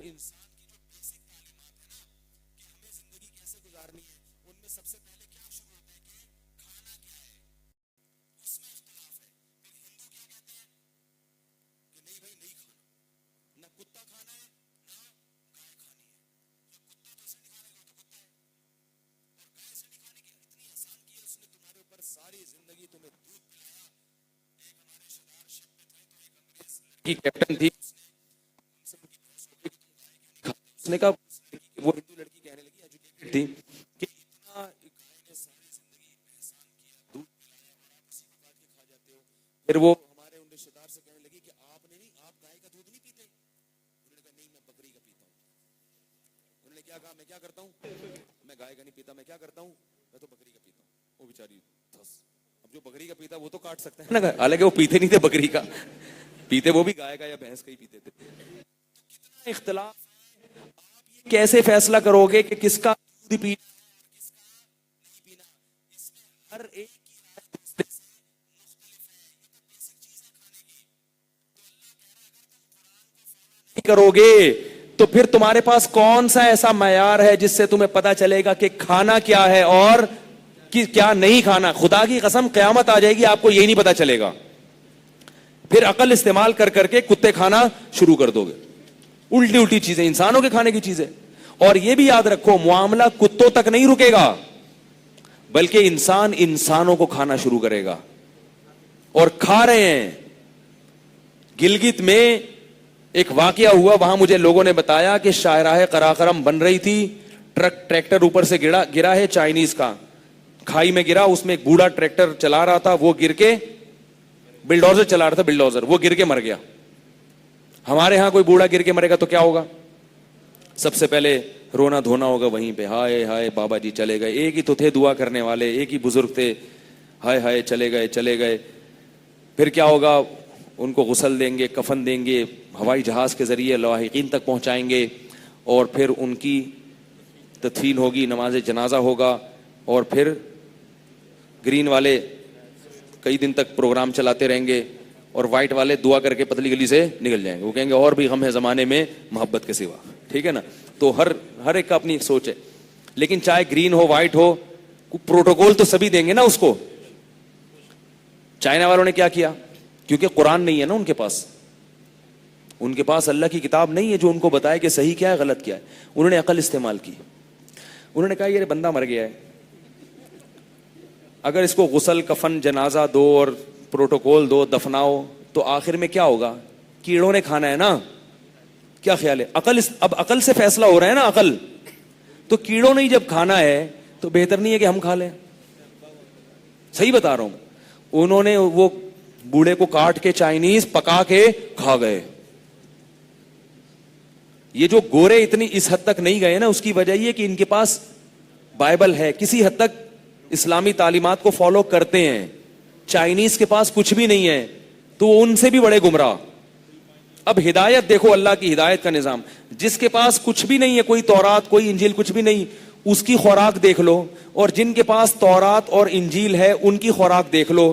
تو جو تورات انجیل والوں کی خوراک ان سے تھوڑی سی اچھی ہوگی, اور جو قرآن کو فالو کرتے ہیں ان کی خوراک سب سے اچھی ہے. وہ کتے نہیں کھاتے, وہ بلی نہیں کھاتے, وہ مردار نہیں کھاتے, وہ اگر گائے کھاتے ہیں تو ذبح کر کے کھاتے ہیں, جھٹکے کا جانور نہیں کھاتے. ذبح اس لیے کہ تاکہ اس کا سارا گوشت نکل جائے. وہ ایسا جانور نہیں کھاتے جو کچرا کھا کھا کے اس کے گوشت میں بدبو پیدا ہو گئی ہو. نبی صلی اللہ علیہ وسلم نے ایسی مرغی اور ایسی گائے اور ایسی بکری کھانے سے منع کیا ہے کہ جو کچرا کھاتی ہو اور اس کچرے سے اس کے گوشت میں اور دودھ میں بدبو پیدا ہو گئی ہو, اس کا گوشت بھی ناجائز قرار دیا. تو اللہ کہہ رہے ہیں کہ اگر قرآن کو فالو نہیں کر رہے تو پھر کس کو فالو کرو گے, جب اس کے مقابلے میں کوئی ہے ہی نہیں. تو بھائی پھر یہی ہے. پھر اگر اس پر کوئی اشکال ہوتا ہے تو اس اشکال کا جواب تلاش کرو, اس اشکال کی وجہ سے قرآن چھوڑنے کی کوشش نہیں کرو, ورنہ پھر تم کیا کھاؤ گے؟ وہی چائنیز کی طرح کتے بلی کھاؤ گے, انسان کھاؤ گے. یوٹیوب پہ سرچ کر کے دیکھ لیں, جاپان میں اور چائنا میں انسانوں کے گوشت باقاعدہ لٹکے ہوئے ہیں قصائیوں کی دکانوں پہ جو بک رہے ہیں. یہ حالات ہو گئے ہیں وہاں پہ, اور یہ ہوگا, سب کچھ ہوگا. یہ اگر آپ قرآن کو نہیں مانتے, خدا کی قسم آپ لائف انسانوں والی گزار ہی نہیں سکتے ہو, پتہ ہی نہیں چلے گا. یہ تو صرف کیا ہے, کھانے کا. اب ہم آتے ہیں طہارت کی طرف. 2-3 مثالیں دے کے بات ختم کروں گا میں. طہارت بھی ایک انسان کا ایک حکم ہے نا کہ ہمیں پاک صاف رہنا چاہیے. کیا خیال ہے بھائی؟ انسان میں اور جانوروں میں فرق کیا ہے؟ کبھی آپ نے شیر کو منجن کرتے ہوئے دیکھا ہے بھائی؟ بلی کو دیکھا؟ وہ خلال تو کیا تھا اس دن وہ گلشن اقبال میں, برش نہیں کرتی. کوئی ان کا وہ ہے ہی نہیں, نہ غسل جنابت ہے, نہ جمعے کا غسل, نہ ہفتے کا غسل. بس یہ جیسے چل رہے ہیں. تھوڑی بہت اللہ نے ان میں صفائی ستھرائی انسٹال کر دی ہے, اس سے زیادہ نہیں. انسان اگر اس طرح رہنا شروع کر دے تو خود بھی مرے گا, دوسروں کو بھی بدبو سے ہلاک کر دے گا. صفائی ستھرائی میں سب سے پہلے کیا چیز ہے؟ دانت. جن کے پاس قرآن نہیں ہے ان کی تاریخ اٹھا کے دیکھو کہ وہ دانت صاف نہیں کرتے تھے. اب انہوں نے دانت صاف کرنا شروع کیے ہیں, اور ان کے محققین سے جا کے پوچھو, وہ آپ کو بتائیں گے دانت صاف کرنا ہم نے مسلمانوں سے سیکھا ہے. اسلام جب تک نہیں آیا تھا یا مسلمان جب تک دنیا میں نہیں پھیلے تھے, یہ لوگ دانت صاف نہیں کرتے تھے, نہاتے نہیں تھے. ہمارے رشتے دار فرانس سے ہو کے آئے, انہوں نے فرانس کی بڑی تعریف سنی تھی کہ فرانس نظیف لوگوں کا شہر ہے, نفاست پسند, انتہائی نفیس ہوتے ہیں نا, بہت ہی نازک مزاج. ذرا سی یوں آئی مر گئے بے ہوش, گھنائی بدبو آئی, اور بہت ہی نازک مزاج. کہہ رہے میں نے بڑا سنا تھا کہ فرانسیسی بہت نازک مزاج ہوتے ہیں, بہت خوشبوئیں بہت ہیں. فرانس میں رہ کر آئے تو ان کو وجہ سمجھ میں آئی کہ ان کی خوشبوئیں اس لیے مشہور ہے کہ ان کی بدبو بھی بہت مشہور ہے. جتنی بدبو ان میں ہوتی ہے وہ اتنی اعلیٰ قسم کی خوشبو کے بغیر جا نہیں سکتی, اس لیے یہ خوشبو کے بغیر نہیں چلتے.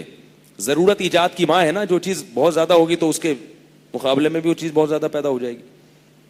نتیجہ یہ نکلا ہے, مسلمان کے جسم سے اگر خوشبو نہیں بھی آتی تو کم از کم ہمارے ایک دوست, کسی قوم کا مذاق اڑانا مقصد نہیں, ان میں بھی ہوتے ہیں صاف ستھرے, ان میں بھی ہوتے ہیں.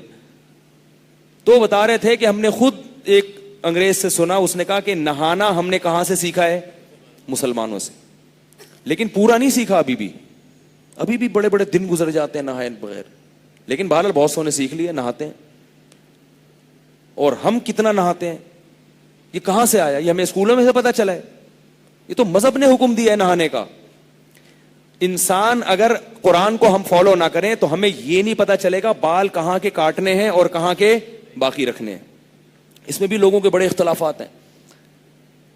کچھ لوگ کہتے ہیں کہ بال سب جگہ کے کاٹ لو, تو وہ داڑھی بھی, مونچھے بھی, سر کے بال بھی ٹینڈ کرا کے عجیب سے گھوم رہے ہوتے ہیں.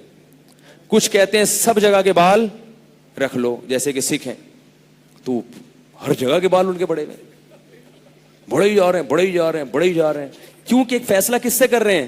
عقل سے. انہیں کوئی بتانے والا نہیں ہے کہ صحیح کیا ہے غلط کیا. اگر کوئی ان کو کہے گا تو کہے گا تمہاری عقل ہوگی میری عقل نہیں ہے. یہ کیا خیال ہے بھائی؟ ان کو یہ نہیں پتا ناخن کاٹنے ہیں بڑھانے ہیں. وہ تو ڈاکٹروں نے ان کو کہا کہ بیماریاں پھیلتی ہیں تو ناخن کاٹنا شروع کر دیے. جب تک ڈاکٹروں کی یہ تحقیق نہیں تھی انہیں ناخن کاٹنے کا رواج بھی نہیں تھا. اتنا ماحول خراب تھا یورپ کا ایک زمانے میں کہ میں نے ایک بیان میں اس کا تذکرہ کیا. میں نے ایک عرب کی کتاب پڑھی, اس نے 150-200 سال پہلے یورپ کے جو گندگی کے حالات تھے وہ بیان کیے ہیں. اس نے کہا, اس نے ایک پرانا شادی کارڈ نکال کے لایا کہیں سے. وہ جیسے شادی کارڈ ہوتے ہیں نا اس پہ مضامین لکھے ہوئے ہوتا ہے نا, تو کوئی پرانا 100-150 سال پرانا کا برطانیہ کا اس کو شادی کارڈ مل گیا. برطانیہ میں رائل فیملی کا کہ شہزادے کی شادی تھی تو شادی کارڈ چھپے تھے اور رائل فیملیز کو اس میں دعوت دی گئی تھی. تو اس شادی کارڈ پہ جو ہدایات لکھی ہوئی تھیں اس ہدایات کا اس نے عربی میں ترجمہ کیا. وہ ہدایات یہ لکھی ہوئی تھیں کہ جتنے بھی شرکا شادی میں شرکت کے لیے آئیں گے رائل فیملی کے, ظاہر ہے رائل فیملی بھنگی چماروں کو تھوڑی بلائے گی بادشاہ لوگ جو ہیں, تو جتنے بھی شرکا آئیں گے ان تمام سے گزارش ہے کہ دسترخوان سے ناک صاف نہ کریں. نہیں یاری بات سمجھ, یہ ثبوت ہے باقاعدہ, دسترخوان سے ناک صاف نہ کریں. دوسری بات, پلیٹ میں تھوکیں نہیں, جو کھانے کا برتن ہے اس میں بلغم نہ تھوکیں. یہ رائل فیملی کا حال تھا. اور اس میں لکھا ہے کہ ترک خلافت میں جو مسلمانوں کا بادشاہ تھا, ترکوں کا جو خلافت عثمانیہ تھی, اس بادشاہ کے پاس جب یورپ کا کوئی بادشاہ ملاقات کے لیے آتا یا سفیر ملاقات کے لیے آتا یا بادشاہ کی ملکہ سے یورپ کے کسی بادشاہ کی ملکہ ملاقات کے لیے آتی تو ڈائریکٹ محل میں لانے کی اجازت نہیں تھی. اس کو پہلے لے جا کے سروس اسٹیشن پہ اس کی سروس ہوتی تھی, نہلایا جاتا تھا, اس کو خوشبو لگائی جاتی تھی, اس کے بعد بادشاہ کے محل میں آنے کی اس کو پرمیشن ملتی تھی. کیونکہ بادشاہ کہتا تھا ان کی بدبو سے ہمارا دماغ کیا ہو جاتا ہے, ملکہ کا بھی دماغ. وہ ملکہ تو مسلمانوں کی ملکہ بہت نفیس ہوتی تھی. وہ کہتے ان کی ملکہ سے بھی ملاقات کرنے سے پہلے اس کو کیا کرو, نہلا کے لاؤ. تو یہ صفائی کہاں سے سیکھی ہے انہوں نے؟ یہ مسلمانوں سے سیکھی ہے. تجارت مسلمانوں سے سیکھی, صفائی مسلمانوں سے سیکھی, سائنس اور ٹیکنالوجی. ایک انگریز نے یہ لکھا ہے کہ اگر مسلمانوں کی سائنس اور ٹیکنالوجی سے ہم فائدہ نہ اٹھاتے, جتنی ترقی آج ہے نا یہ 300 سال کے بعد ہوتی. مسلمانوں کی سائنسدانوں سے فائدہ اٹھا کے جو کام 300 سال بعد ہونا تھا وہ 300 سال پہلے ہو گیا ہے. اور اس نے یہ لکھا ہے کہ اس کی وجہ یہ تھی کہ قرآن جب دنیا میں آیا تو وہ واحد پہلی کتاب تھی جس نے لوگوں کو غور و فکر کرنے کا حکم دیا, غور و فکر کرنے کا حکم دیا. تو بھائی اگر ہم اس کتاب کو چھوڑ دیں, ہمارے پاس کوئی دوسرا آپشن نہیں ہے. تو کوئی بھی آپ کا ایمان پہ ڈاکہ ڈالے نا کہ بھائی یہ ایسا ہے, یہ یوں ہے, یہ حدیث کو فالو نہیں کرو, قرآن کو, تمہیں کس کو فالو کروں میں؟ پھر بتاؤں نا, تمہیں فالو کروں؟ تم اپنا بتاؤ پہلے. بارش سے بھاگا اور پرنالے کے نیچے آ کے کھڑا ہو گیا.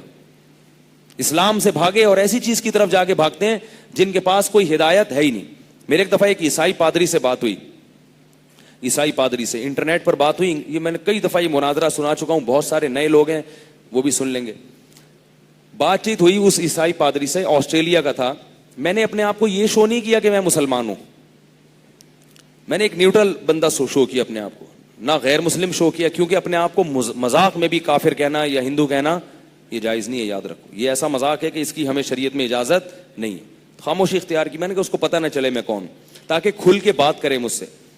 تو وہ کہنے لگا, میں نے اس سے پوچھا کہ دیکھو اگر میں عیسائی ہونا چاہتا ہوں تو مجھے عیسائیت میں کون سی ایسی تعلیمات ہیں جن کو فالو کرنا پڑے گا. اس نے بتایا کہ عیسائیت میں آپ کو چرچ جانا پڑے گا اور آپ کو عیسائیت میں 25 دسمبر کو یہ کرنا پڑے گا. 2-3 اور کام بتایا, پورا عیسائی مذہب کیا ہو گیا, A to Z ختم. میں وہی 4 کام کرنے پڑیں گے. تو میں نے کہا ان 4 کاموں کے لیے اگر میں اللہ نہ کرے اپنا مذہب تبدیل کروں تو میرا تو پورا خاندان میرا بائیکاٹ کر دے گا. اچھی خاصا مجاہدہ ہے نا. تو میں ان 4 چیزوں کے لیے کہ اتوار کو میں چرچ جاؤں, 25 دسمبر کو کرسمس مناؤں اور 2-3 اس طرح کے چھوٹے موٹے کام اور کر لو. تو یہ تعلیمات ہیں جس کے لیے عیسیٰ علیہ السلام دنیا میں آئے تھے, اور اتنی انہوں نے مارے کھائی تھی اور اتنی قربانیاں دی تھی. اللہ نے بغیر باپ کے پیدا کیا, پھر ماں کی گود میں ان کو بولنا سکھایا. یہ 4 چیزیں بتانے کے لیے. سمجھ میں نہیں آ رہی بات بھئی؟ 4 چیزیں کہ بھئی چرچ جانا اتوار کو اور اس میں تھوڑے سے گیت ویت ہوتے ہیں وہ پڑھ کے سن کے آ جانا, اور پھر یہ کرنا. اور کہہ رہے نہیں حضرت عیسیٰ علیہ السلام جو آئے تھے دنیا میں وہ تو بہت بڑی تعلیمات. تو میں نے کہا کہاں ہیں وہ تعلیمات؟ تو بہت ساری تعلیمات لائے تھے نا, تو کدھر ہیں؟ کہہ رہے وہ ہیں. میں نے کہا کیا ہیں؟ اس نے کہا سچ بولو. تو میں نے کہا یہ تو حضرت عیسیٰ بولتے تھے کہ سچ بولو, لیکن یہ تو گورے بھی یہی کہتے ہیں سچ بولو, یہ تو انگریز بھی یہ کہتا ہے سچ بولو, یہودی بھی کہتا ہے, ہندو بھی کہتا ہے. اس کے لیے عیسائی بننے کی کیا ضرورت ہے ہمیں بھائی؟ تو ویسے ہی بول لے نا آدمی, اس کے لیے مذہب کو فالو کرنے کی کیا ضرورت ہے؟ یہ تو ساری دنیا کہتی ہے کہ بولو تو کیا بولو, سچ بولو. تو نیا کیا مجھے نظر آ رہا ہے اس میں؟ وہ کیا خاص بات ہے جو حضرت عیسیٰ لے کر آئے تھے؟ کہہ رہے اصل میں جھوٹ نہیں بولو. اس کو بیچارے کو سمجھ میں ہی نہیں آ رہا کہ یہ مولوی صاحب کیا پوچھنا چاہ رہے ہیں. پھر میں نے اپنا سوال آسان کر کے اس کو بتایا. صرف عیسائیوں کی تو ایک مثال دے رہا ہوں, یہودیوں کا بھی یہی حال ہے, ہندوؤں کا بھی یہی حال ہے, سکھوں کا بھی یہی حال ہے. ان کے پاس مذہب کی تعلیمات ہیں ہی نہیں. پھر میں نے اسے فرضی مسئلہ پوچھا. میں نے کہا اچھا مجھے یہ بتائیں کہ اگر آج آپ کا انتقال ہو جاتا ہے تو آپ کی وراثت میں آپ کے بیٹے کو کتنا ملے گا, بیٹی کو کتنا ملے گا, آپ کی بیوی کو کتنا ملے گا, آپ کے ابا کو, آپ کی اماں کو کتنا ملے گا؟ تو اس نے کہا یہ جو آسٹریلیا میں جو لا ہے نا, آسٹریلیا کی عدالت کا قانون ہے کہ اتنا ملے گا. میں نے کہا یہ آسٹریلیا کی عدالت کا نہیں پوچھ رہا, گاڈ کیا کہتا ہے کہ کس کا کتنا حصہ. کچھ اللہ نے بھی تو آسمان سے قانون اتارا ہوگا نا. سارا ہی اللہ عدالتوں کے حوالے اگر کر دیں تو اللہ کہے گا میں سب سے بڑا حاکم تو میں ہوں, میں کیوں بیٹھا ہوں یہاں پہ, میں کیوں پیغمبروں کو بھیج رہا ہوں بھائی. میں نے کہا گاڈ کیا کہتا ہے, اور حضرت عیسیٰ نے کیا بتایا, اس کو پتہ ہی نہیں, وہ ہے ہی نہیں, لکھا ہوا ہی نہیں ہے, تو کہاں سے پتہ چلے گا. تو میں نے کہا اس کا مطلب امریکہ والا امریکہ کی عدالت کو فالو کرے گا, آسٹریلیا والا آسٹریلیا کی عدالت کو, تو اس کے لیے عیسائی بننے کی ضرورت نہیں ہے. تو میں چونکہ پاکستان میں ہوں تو میں پاکستان کی عدالت کو فالو کروں گا, مجھے کیا ضرورت ہے. ایسے 5-6. پھر میں نے اس سے پوچھا کہ آپ جو ہے بیوی کو الگ کرنا چاہتے ہیں, اپنے آپ سے نکاح ختم کرنا چاہتے ہیں, اس کا کیا طریقہ ہے آپ کے پاس؟ پریشان ہو کے کہہ رہے ہیں کہ اس کا عیسائیت میں یہ ہے کہ یہ ختم ہو ہی نہیں سکتا رشتہ, یہ رشتہ کبھی بھی ختم نہیں ہو سکتا. میں نے کہا اگر وہ مسئلہ ان کے درمیان ہو, لڑائی جھگڑے ہو رہے ہیں یا نہیں ایک دوسرے کو پسند کر رہے ہیں, لڑائی جھگڑے ہو, سر پھوڑ رہے ہیں ایک دوسرے کا رکھ کے, ایک دوسرے کو کھینچ کے مار رہے ہیں, کہہ رہے ہیں نہیں اللہ یہ چاہتا ہے کہ یہ ہمیشہ جڑے رہیں, اس لیے عیسائیت میں طلاق نہیں ہے. حضرت عیسیٰ کے قانون میں نہیں, یہ خود انہوں نے بعد میں, حضرت عیسیٰ کا قانون کیا تھا وہ تو پتہ ہی نہیں نا ان لوگوں کو, وہ ہے ہی نہیں, تو پتہ کہاں سے ہوگا. تو کہہ رہے ہیں نہیں, جب اللہ ان دونوں کو جوڑنا دیکھنا چاہتے ہیں تو ہم ان کو توڑ نہیں سکتے. میں نے کہا اللہ تو چاہتے ہیں جوڑنا, مگر یہ خود نہیں چاہتے, بیوی نہیں چاہتی یا شوہر نہیں چاہتا, دونوں میں سے ایک کی بھی فالٹ ہوگا تو مسئلہ خراب ہوگا نا. کہہ رہے نہیں. پھر میں نے بہت مثال دی. میں نے کہا یار آپ نے اپنی بیٹی کی شادی کر دی کہیں کسی بندے سے, پتہ چلا وہ سٹا لگاتا ہے, اب کیا کرو گے یار؟ وہ چرس پیتا ہے, وہ ہیروئن پیتا ہے, وہ سگریٹ سے آپ کی بیٹی کو جلاتا ہے, وہ ٹانگیں توڑ دیتا ہے, وہ یہ کر رہا ہے, تو کیا کرو گے آپ؟ کہہ رہے یار وہ اب عیسائیت میں کیا ہے, طلاق ہے ہی نہیں. کہہ رہے ہم کیا کریں گے, ہم جو ہے نا ان کو مشورہ دیں گے بھائی محبت سے رہو. میں نے کہا یار اللہ کے بندے آپ کی بیٹی پہ یہ ہو رہا ہے اور آپ اس کو مشورہ دیں گے. میں نے کہا یہ معاملہ برس کر لو, ایک آدمی ہے اس کی بیوی یہ سب کچھ کر رہی ہے, اٹھا کے شوہر کی دھنائی لگا رہی ہے, سلو کی تمام کوشش ناکام ہو گئی, یا خدا نخواستہ میں نے کہا اس کا کسی مرد سے ناجائز تعلقات ہو گئے, کیا کرو گے؟ اب بچوں کا نہیں پتہ چل رہا کہ یہ کس کے بچے ہیں, اب بڑا مشکل نہ پھنس گیا. کہہ رہے یار اس کنڈیشن میں طلاق کی اجازت ہے. میں نے کہا بہت مشکل ہو گیا استاد. کیا ہو گیا؟ مشکل ہو. میں نے کہا میں قربانی دے کے آؤں, باپ دادا کے دین کو چھوڑوں اس ٹینشن میں پڑنے کے لیے؟ اول تو یہی نہیں پتا چل رہا کہ ہے بھی نہیں, ابھی بھی کنفیوژن ہے. میں نے کہا چلو اس کنڈیشن میں ہے, علیحدگی ہے, تو علیحدگی کا طریقہ کیا ہوگا؟ اس نے کہا عدالت جاؤ. میں نے کہا پھر آ گئے نا عدالت پہ. عیسائی مذہب میں کیا ہے کہ مرد جب بیوی کو چھوڑنا چاہتا ہے تو کیا کہے گا کہ چھوٹ جائے گا؟ میں نے کہا کہہ رہے گا وہ پتہ نہیں کیا کہے گا, وہ ہے ہی نہیں تو کہاں سے پتا چلے گا. میں نے کہا یار یہ بیسک چیزیں نہیں ہیں. پھر میں نے پھر اس کو بتایا کہ اچھا مجھے, میں نے کہا پھر اس کو کہا کہ پھر اسلام اچھا نہیں ہے جس کے پاس اپنی تعلیمات تو ہیں, تعلیمات تو ہے. میں نے کہا اسلام میں پتہ چل جاتا ہے, باپ مرے تو قرآن نے بتایا بیٹے کا اتنا, بیٹی کا اتنا, ابا کا اتنا, اماں کا اتنا. بیٹا بیٹی نہیں ہے, ابا اماں ہے تو پھر اتنا, ابا اماں بھی نہیں ہے, بیٹا بیٹی بھی نہیں ہے, بھائی بہن ہے تو پھر اتنا, بھائی بہن بھی نہیں ہے, چچا ہے بھتیجے تو پھر اتنا, دادا ہے تو اتنا, ایک ایک چیز کا ڈیفائن کر دیا. میں نے کہا میاں بیوی میں طلاق ہو گئی, بچے کہاں جائیں گے؟ قرآن و حدیث نے اس کو بتا دیا کہ وہاں اتنے سال رہیں گے, وہاں اتنے سال رہیں گے. خرچہ کس کے ذمہ ہوگا؟ باپ کے ذمہ ہوگا. وَعَلَى الْمَوْلُودِ لَهُ رِزْقُهُنَّ وَكِسْوَتُهُنَّ بِالْمَعْرُوفِ. شوہر کے ذمہ اولاد کا خرچہ, بیوی کا طلاق کے بعد بھی اس کے ذمہ عدت کے دوران اور جب تک وہ دودھ پلاتی رہے گی. آپ تو ہر چیز میں کس کو فالو کر رہے ہو؟ آسٹریلیا کے قانون.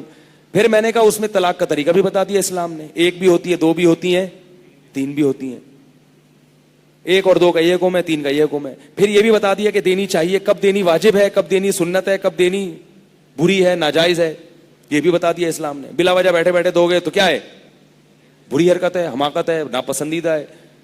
اور بعض کنڈیشن ایسی ہے کہ اس میں اگر نہیں دو گے تو گناہگار ہو گئے, یہ بھی بتا دیا ہمیں. تو پورا پورا ایک وراثت ہے. پھر میں نے کہا اچھا میں نے کہا میں اپنی بات آپ کو یوں سمجھاتا ہوں کہ دنیا کے کسی مذہب میں مفتی ہوتے ہیں اسلام کے علاوہ؟ روحانی پیشوا تو ہوتے ہیں, روحانی پیشوا ہوتے ہیں. ہندوؤں میں بھی ہوتے ہیں پنڈت, وہ آپ کی بگڑی بنانے کے لیے کچھ چیز دیں گے فلیتے پلیتے, آپ کو پڑھ پڑھ کے دم درود کریں گے. کچھ جو ان کا دم ہوتا ہے انڈر منتر کلی کلندر ہو جا منتر چھو, وہ کرے گا, آپ سمجھو گے کچھ ہو رہا ہے کام. یہ تو ہوتے ہیں کام بنانے والے آپ کے. اسی طرح سکھوں میں بھی ہوتے ہیں, وہ اپنے پنڈت جی کے پاس جا کے انہوں کرتے ہیں, وہ کہتے ہیں سر پہ ہاتھ پھرواؤ بال نکل آئیں گے. بہت کچھ ہوتا ہے. میں نے کہا کہ لا بتانے والے, قانون بتانے والے, صبح سے لے کے شام تک کہ اسلام یا یعنی ہندوؤں کے پاس کوئی ایسا نظریہ ہے کہ ہندوؤں کے پنڈت بتاتے ہو ہندو مذہب میں اٹھنا اتنے بجے ہے, سونا اتنے بجے ہے, یہ کھانا ہے, یہ نہیں کھانا, یہ کرنا ہے, یہ نہیں کرنا, صبح سے لے کے شام تک کی جو انسانوں کی روٹین ہو اس کو بتانے والے ہندوؤں میں کوئی مفتی ہے کیا جو مسائل بتاتے ہوں؟ عیسائیوں میں کوئی, آپ کیا, میں نے وہ تو عیسائی تھا, میں نے کہا کوئی پادریوں میں کوئی مفتی ہے کہ اس کے پاس سارا دن کالز آتی ہوں اور وہ ان کو بتاتا ہو کہ بھائی یہ جائز ہے اور یہ ناجائز ہے؟ کہہ رہے نہیں ہوتے. ہوتے ہوں گے تو بولے گا نا, وہ کہہ رہے نہیں. انگریزوں میں ایک بات ہے کہ ہوتے صاف گو ہیں, یہ خوبی ہے, وہ اپنی خامیاں بھی نا زبان سے تسلیم کر لیتے ہیں. یہ اکثر, یہ سارے نہیں, انہوں میں ہر دھرم سب جگہ ہوتے ہیں, مان لیتے ہیں ہاں بھائی یہ. تو میں نے کہا بھائی پھر اسلام کے مقابلے میں جب کوئی تعلیمات ہی نہیں ہے تو ان تعلیمات میں یہ غور کرنا کہ صحیح تعلیمات کون سی اور غلط تعلیمات کون سی, یہ تو جب ہوگا نا جب دو تعلیمات ہوں اور ان میں ہمارے لیے فرق کرنا مشکل ہو رہا ہو, پھر ہم کہیں گے یہ صحیح ہے اور یہ غلط. جب ہے ہی نہیں تو پھر تو ایک ہی چیز رہ جاتی ہے نا, پھر تو اسلام رہ جاتا ہے. اللہ نے اسلام کے مقابلے میں کسی مذہب کو پنپنے ہی نہیں دیا تاکہ اللہ کی اپنے بندوں پر حجت تمام ہو جائے. میں نے کہا کہ میں تو بہت ہی نالائق قسم کا مفتی ہوں, صبح سے لے کے رات تک فون بجتا رہتا ہے, دم درود کے لیے نہیں, صبح سے لے کے رات. پھر میں کھل گیا نا اس کو, میں نے پورا بتا دیا میں کیا ہوں. میں نے کہا میں تو ایک نالائق آدمی ہوں, صبح سے لے کے رات تک فون بجتا رہتا ہے اور فون پہ یہ مسئلے ہوتے ہیں کہ یہ جاب جائز ہے یا ناجائز ہے, میں نے فلاں کو میں انویسٹمنٹ کی ہے, یہ تجارت کا طریقہ, انویسٹمنٹ میں پروفٹ کا ریشو یوں ہوگا, پروفٹ کا طریقہ یہ ہوگا, یہ جائز ہے یا نہیں ہے. اسٹاک ایکسچینج میں شیئرز کا کاروبار حلال ہے یا حرام ہے. ایک نئی کمپنی وجود میں آئی ہے ٹینز کے نام سے, اس کا بزنس جائز ہے یا نہیں. انٹرنیٹ پہ آن لائن ٹریڈنگ اسلام کی روح سے جائز ہے یا, بول لو نا کیا جا رہا ہے آپ کا, جائز ہے یا نہیں. میں نے کہا وکیلوں سے الگ پوچھا جاتا ہے, مفتیوں سے الگ پوچھا جاتا ہے. وکیل سے یہ پوچھا جاتا ہے کہ پاکستان کے قانون کے مطابق جائز ہے یا نہیں. علماء سے یہ پوچھا جاتا ہے کہ اللہ کے قانون کے مطابق جائز ہے یا نہیں ہے. میں نے کہا حتیٰ کہ لوگ عدالت سے طلاق لینے کے بعد ان کو پتا ہے کہ پاکستان کے قانون میں یہ طلاق شمار ہو گئی ہے, میاں بیوی کا نکاح ختم ہو گیا ہے, اس کے باوجود فون کر کے پوچھتے ہیں کہ اللہ کے قانون کے مطابق عدالت کا یہ فیصلہ صحیح ہے یا غلط ہے, یہ نکاح اللہ کے ہاں بھی ٹوٹا ہے یا نہیں ٹوٹا. میں نے کہا ایک ایک چیز, میں نے کہا کبھی آ جائیں تو آپ کو فون سنوا دوں گا. سارا دن یہی ہوتا رہتا ہے. اس کا مطلب تعلیمات کس کے پاس ہیں؟ پھر پوچھتے ہیں لوگ یہ چکن حلال ہے یا حرام ہے, یہ گوشت حلال ہے یا حرام ہے. کل کوئی مجھ سے آگے پوچھ رہا ہے ہرن کی قربانی جائز ہے یا نہیں ہے. بقرعید میں وہ کیا ذبح کرنا چاہ رہے تھے؟ ہرن. میں نے کہا بکرے نہیں کٹ رہے یار یہاں لوگوں سے, ہرن کی قربانی جائز ہے نہیں. عبادت کا پورا ایک باب ہے. یہ تو معاملات ہیں جنہوں ہمیں اسلام نے بتائے ہیں. نکاح اور طلاق ہے, پھر تجارت ہے, کاروبار ہے, پھر شفا, پھر اسلام میں کچھ چیزیں ایسی بتائی ہیں جو پوری دنیا میں کہیں بھی نہیں تھی, جن کا تعلق معاملات سے. مثال کے طور پر آپ کا گھر ہے, آپ کا پڑوسی گھر بیچ رہا ہے, پوری دنیا کیا کہتی ہے اس کا گھر ہے, جس کو چاہے بیچے. اسلام نے یہاں کیا پابندی لگا دی, پڑوسی سے پوچھے بغیر نہیں بیچ سکتے. جس قیمت پہ باہر بیچ رہے ہو, اگر پڑوسی اس قیمت پہ آپ سے خرید رہا ہے تو آپ کو وہ پڑوسی کو لازمی بیچنا پڑے گا. آپ نے سودا کیا, اپنے گھر کا 20 لاکھ 40 لاکھ کا سودا کر دیا, جیسے ہی آپ کو پتا چلا, آپ کے پڑوسی کو پتا چلا, اس کو اطلاع ہوئی کہ آپ نے اپنا گھر 40 لاکھ کا بیچ دیا, وہ فوراً 2 گواہوں کے سامنے کہتے کہ میں شفا کرتا ہوں, تو آپ اپنے پڑوسی کے علاوہ کسی اور کو اب یہ گھر نہیں بیچ سکتے. کیوں؟ اس لیے کہ پراپرٹی تقسیم ہوتے ہوتے کیا ہوتی ہے, چھوٹی ہو جاتی ہے. تو اسلام یہ چاہتا ہے کہ پراپرٹی بڑھے. ایک ہمارے استاد سے فزکس کے ٹیچر, انہوں نے کہا کہ معاشیات کا ایک بہت بڑا مسئلہ ہے, وہ یہ ہے کہ یہ جو کسان ہے نا, کسان, یہ آپ کسی بھی اکنامکس کے ماہر سے پوچھیں, وہ مانے گا کہ دنیا کا بہت بڑا مسئلہ ہے جس پہ اکنامکس کے ماہرین بیٹھے ہوئے, ان کا کوئی حل ان کے پاس ہے ہی نہیں. وہ یہ ہے کہ جب کسان کی موت واقع ہوتی ہے تو اس کی زمین کے بٹوارے ہو جاتے ہیں, بیٹوں میں بیٹیوں میں تقسیم ہو جاتی ہے. تقسیم ہو کر ہر ایک کی ملکیت میں زمین کیا ہو جاتی ہے, چھوٹی, جس سے پیداوار میں کمی ہوتی ہے. کیونکہ آپ کے پاس جتنی بڑی زمین ہوگی, ایک ہی آدمی اس کی اگر نگرانی کرے گا تو پیداوار زیادہ ہوگی, چھوٹے چھوٹے ٹکڑوں میں نہیں ہوتی اتنی. 10ویں کلاس میں تھا, ہمارے فزکس کے ٹیچر نے کہا کہ اسلام کے اس نظام کی وجہ سے معاشی نظام میں پیچیدگیاں پیدا ہو رہی ہیں. آئی بات سمجھ میں؟ وہ ان کا مقصد اسلام پہ اعتراض نہیں تھا, لیکن انہوں نے کہا کہ ایک مسئلہ ہے, ایک دنیا کے لیے بڑا ایشو ہے کہ وراثت کا جو اسلام نے نظام دیا ہے, اس سے کیا ہو رہا ہے, پراپرٹی تقسیم ہو رہی ہے. میرے ذہن میں فوراً اس کا اس وقت جواب آیا, میں نے ان کو دیا نہیں, میں بالکل بچہ تھا. میں نے کہا اس کا حل اسلام نے کیا رکھا ہے, شفا. شفا کا کیا مطلب, آپ کو باپ سے زمین ملی, آپ بیٹے ہیں, اتنا سا ٹکڑا مل گیا آپ کو, ساتھ والا کس کو ملا, آپ کے بھائی کو. شریعت کہتی ہے جب آپ یہ زمین بیچو گے تو کس کو بیچو گے, بھائی کو. بھائی کے علاوہ اس کی پرمیشن کے بغیر آپ بیچ نہیں سکتے. تو اس سے کیا ہوگا, پھر جب وہ بھائی بیچے گا, وہ کہیں اور نہیں بیچ سکتا, وہ اپنے شریک کو بیچے گا. تو وہ جو اسلام نے تقسیم کیا تھا وہ دوبارہ کیا ہو رہا ہے, وہ واپس اپنی اصل شکل پہ آ رہا ہے. ملکیت خود بخود ایک آدمی کی دوبارہ سے. اسلام نے اگر وراثت کا نظام دیا تو اس سے جو پیچیدگیاں پیدا ہو رہی ہیں اس کا آلٹرنیٹ بھی کیا. یہ 1400 سال پہلے اس نبی نے یہ پروگرام پیش کیا, محمد صلی اللہ علیہ وسلم نے, جو لکھنا پڑھنا نہیں جانتے تھے, اور اس وقت صحابہ کو پتہ بھی نہیں تھا کہ اس کی کیا حکمتیں ہیں. بس دے دیا آرڈر ہے بھائی. یہ تو 1500 سال کے بعد جا کے میری سمجھ میں آیا کہ یار یہ اتنی بڑی حکمت ہے کہ اس پیچیدگی سے بچنے کے لیے اسلام میں اس کا کیسا آلٹرنیٹ دیا ہے کہ آپ پڑوسی کی اجازت کے بغیر چیز نہیں بیچ سکتے, وہ خریدے گا آپ سے. تو بھائی جب اللہ کی کتاب کے مقابلے میں کچھ ہے ہی نہیں ہمارے پاس, جب اسلام کے مقابلے میں کچھ ہمارے پاس ہے ہی نہیں, تو کیا کرنا ہے ہم نے, یہی ہے, اسی کو فالو کرنا ہے. اور یہ اللہ نے, اور یہ بھی اسلام کے برحق ہونے کی علامت ہے, کیونکہ یہ دین اللہ کا تھا تو اللہ نے اس کے مقابلے میں کسی مذہب کو دنیا میں پنپنے دیا ہی نہیں ہے. اللہ نے کہا ٹھہرنے نہیں دوں گا. جیسے اللہ سچے نبی کے مقابلے میں جھوٹے کو پنپنے نہیں دیتے. مرزا غلام احمد کا بیچارے کے ساتھ کیا ہوا ہے, بیچارہ تو نہیں کہنا چاہیے, کیا ہوا اس کے ساتھ دیکھ لو.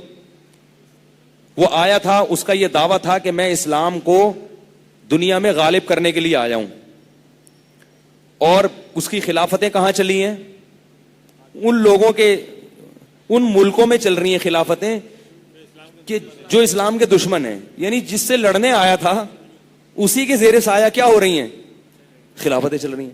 تو اس سے بھی بڑی کوئی ذلت ہوگی. لیکن عقل پہ اگر پردہ پڑ جائے تو اس کا کوئی حل نہیں ہے. عقل پہ پردہ پڑ جائے نا تو پھر تو کوئی حل نہیں ہے نا. اللہ نے بتایا نا کہ اگر تم سیدھے راستے پہ آنا چاہو گے تو میں دکھا دوں گا سیدھا راستہ کیا ہے. تو آخری بات کر کے بات ختم کرتا ہوں.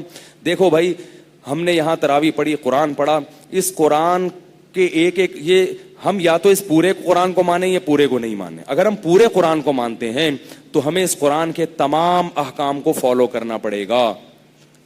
ٹھیک ہے, اختلافات امت میں بہت ہیں, مگر اتفاقات بھی تو ہیں نا, تو ان اتفاقی چیزوں کو لے لو بھائی. نماز پڑھنے کے طریقوں میں اختلاف ہو سکتا ہے, مگر نماز میں تو اختلاف نہیں ہے نا کہ پڑھنی ہے. تو ہمت کرتے نہیں کرتے, یہ اللہ کی بہت بڑی رحمت ہے, اس نے ہمیں عبادت کے طریقے بتا دیے. دنیا میں غیر مسلموں کو یہ بھی نہیں پتا کہ عبادت کیسے کرنی ہے. اور اتنی خوبصورت عبادتیں جتنی مسلمانوں کے پاس ہیں, دنیا میں کسی مذہب کو فالو کرنے والوں کے پاس ایسی خوبصورت عبادت نہیں ہے, کیونکہ وہ انہوں نے خود گڑھی ہیں. اور یہ عبادت آسمان سے ہمارے لیے نازل ہوئی ہے. نماز کو دیکھ لو کیسا حسن ہے نماز میں. فجر کی نماز کتنی خوبصورت ہوتی ہے, کیسی اس میں تلاوت ہوتی ہے, رکوع ہوتا ہے, سجدہ ہوتا ہے, سبحان ربی العظیم, سبحان ربی الاعلی. اذان دیکھ لو اللہ نے کتنی خوبصورت بنائی ہے, اللہ اکبر اللہ اکبر. میں برما میں تھا تو ان لوگوں کے مذہب میں نا بدھسٹ, ان کی اذانیں ہوتی تھی صبح صبح. ان کی صبح کیا ہوتی تھی؟ اذان. تو اذان ہوتی تھی, میں نے کہا یار میں نے ان کی اذان سنی, اول تو ایک لفظ بھی سمجھ میں نہیں آ رہا, پھر ہو ہیڑے بلے ہاڑے بھوڑے گھالے ڈھام بوڑھی ڈھام. میں نے کہا یہ کیا ہو رہا ہے یار. میں نے کسی سے پوچھا, میں نے کہا آپ کو اس کا مطلب آتا ہے؟ اس نے کہا نہیں. میں نے کہا پھر کس کو آتا ہے؟ انہوں نے کہا کسی کو بھی نہیں آتا. انہوں نے کہا ان لوگوں کو خود نہیں آتا. اور اذان شروع ہوتی تو ختم ہونے کا نام نہیں لے رہی. میں نے کہا یار ہے اسٹیمنا بہت, مؤذن کا اسٹیمنا بہت ہے. بہرحال جو بھی ہے, گھوڑے بلے جو بھی کر رہا ہے, لیکن اسٹیمنا بہرحال قربانی بہت ہے. اپنے باطل مذہب کے لیے بھی بڑی قربانی, کی آدھے گھنٹے تک اذان دیتا ہے. اس نے کہا ٹیپ ریکارڈر کے چلا جاتا ہے, اس کی تنخواہ ملتی ہے اس کو. تو جتنے بھی عبادت گاہیں ہیں اس میں صبح صبح آدھے گھنٹے کی اذان ہو رہی ہے, اور کس پہ ہو رہی ہے؟ اتنا ٹائم نہیں ہے کسی کے پاس جا کے. تو مذہبی لوگ اپنے مذہب کو اتنا ٹائم نہیں دیتے بھائی, مذہبی لوگ نہیں دے رہے. اور ہماری اذان دیکھو, بشرطے کہ اذان دینے والا ذرا اچھی آواز میں اذان دے. جن کی سمجھ میں نہیں بھی آتی نا, وہ بھی کیا کہتے ہیں یار کچھ اس میں نورانیت ہے, کچھ خوبصورتی اس میں. میرا خطبہ جمعے کا انٹرنیٹ پر گیا, عربی میں ہے, تو اس میں ایک غیر مسلم انگریز عورت کے کمنٹس تھے کہ میں اس خطبے کو کئی بار سن چکی ہوں اور اس سے ایسا روحانی سکون ملتا ہے کہ میں بتا نہیں سکتی. وہ انگریز عورت ہے, نام اس کا لکھا ہوا ہے انگلش ہے, حالانکہ اس کی سمجھ میں ایک لفظ بھی نہیں آ رہا, لیکن اس روحانی سکون ملتا. ایک انگریز نے سورہ, آپ کو بتائے جب یہ قاری عبد الباسط رشیا کے دورے پہ گئے تھے, اب اس کے ساتھ ضیاء الحق کے ساتھ, کئی ایتھیسٹ جو اللہ کے وجود کے منکر ہیں وہ قاری عبد الباسط کی تلاوت سن کے مسلمان ہو گئے تھے, حالانکہ ان کو تلاوت سمجھ میں نہیں آئی. انہوں نے کہا یار یہ اتنا خوبصورت کلام, آسمانی کلام ہو سکتا ہے. جیسے نجاشی نے جب سنا تھا نا تو بے تحاشا رونے لگا تھا. یہ وہ کتاب ہے جسے پڑھ کے صحابہ روتے تھے. قرآن کہہ رہا ہے وَإِذَا سَمِعُوا مَا أُنزِلَ إِلَى الرَّسُولِ. بہت سے عیسائی یہودی ایسے ہیں جو اس کتاب کو سن کے رونا شروع کر دیتے تھے. سارے عیسائی یہودی ایک جیسے نہیں ہوتے. اللہ قرآن میں بیان فرماتے ہیں کہ اہل کتاب میں ایسے لوگ بھی ہیں, اذا سمعوا ما انزل الى الرسول, جب اس کتاب کی تلاوت سنتے ہیں جو رسول پہ نازل ہوئی, ترى اعینہم تفیض من الدمع, فرمایا ان کی آنکھیں دیکھو گے کہ وہ آنسوؤں سے بہتی چلی جا رہی ہیں. انہیں خود بھی پتہ نہیں ہوتا لیکن ان کی آنکھیں آنسوؤں سے. عجیب انداز ہے, یہ نہیں فرمایا کہ آنکھوں سے آنسو بہ رہے ہیں, ان کی آنکھیں بہتی ہیں, یعنی اتنا روتے ہیں جیسے کہ ان کی آنکھیں بہنے والی ہیں. یہ وہ کتاب ہے جسے پڑھ کر عمر ابن خطاب جیسا سخت دل, اتنے سخت دل تھے کہ آگے اپنی بہن کے اسلام قبول کرنے پر اس کو جب زور سے کھینچ کے تھپڑ مارا, اس بہن نے پھر کہا میں تمہیں اللہ کی کلام پڑھ کے سناتی ہوں. تو اس بہن نے کیا پڑھا, کاف ہا یا عین صاد, ذکر رحمت ربک عبدہ زکریا اذ نادى ربه نداء خفيا قال رب انی وهن العظم مني واشتعل الراس شيبا. یہ آیتیں پڑھنا شروع کی ہیں اور حضرت عمر کی آنکھوں سے آنسو جاری ہو گئے. ایسا دلوں کو ہلانے والا یہ وہ کتاب ہے کہ نجاشی نے اسلام قبول نہیں کیا تھا, مشرکین مکہ نے صحابہ کو نکال دیا, تو نبی صلی اللہ علیہ وسلم نے حکم دیا کہ ہجرت کر کے نجاشی, مشرکین مکہ نے جب ظلم کیا تو نبی نے ان کو حکم دیا نجاشی کے پاس جاؤ. جب یہ نجاشی کے پاس پہنچے ہیں تو نجاشی نے بہت سارے سوالات کیے. آخر میں حضرت جعفر طیار سے کہا کہ اچھا وہ کلام جو تمہارے نبی پر نازل ہوا ہے ذرا وہ تو پڑھ کے سناؤ. نجاشی نے حضرت عیسیٰ کی پاک دامنی انجیل میں پڑھی تھی, قرآن ابھی تک اس کی نظر سے نہیں گزرا تھا. وہ حضرت مریم کی پاک دامنی کہاں پڑھی تھی اس نے؟ انجیل میں. قرآن اس نے ابھی تک نہیں پڑھا تھا. تو حضرت جعفر طیار نے سورہ مریم پڑھنا شروع کی, ذکر رحمت ربک عبدہ زکریا.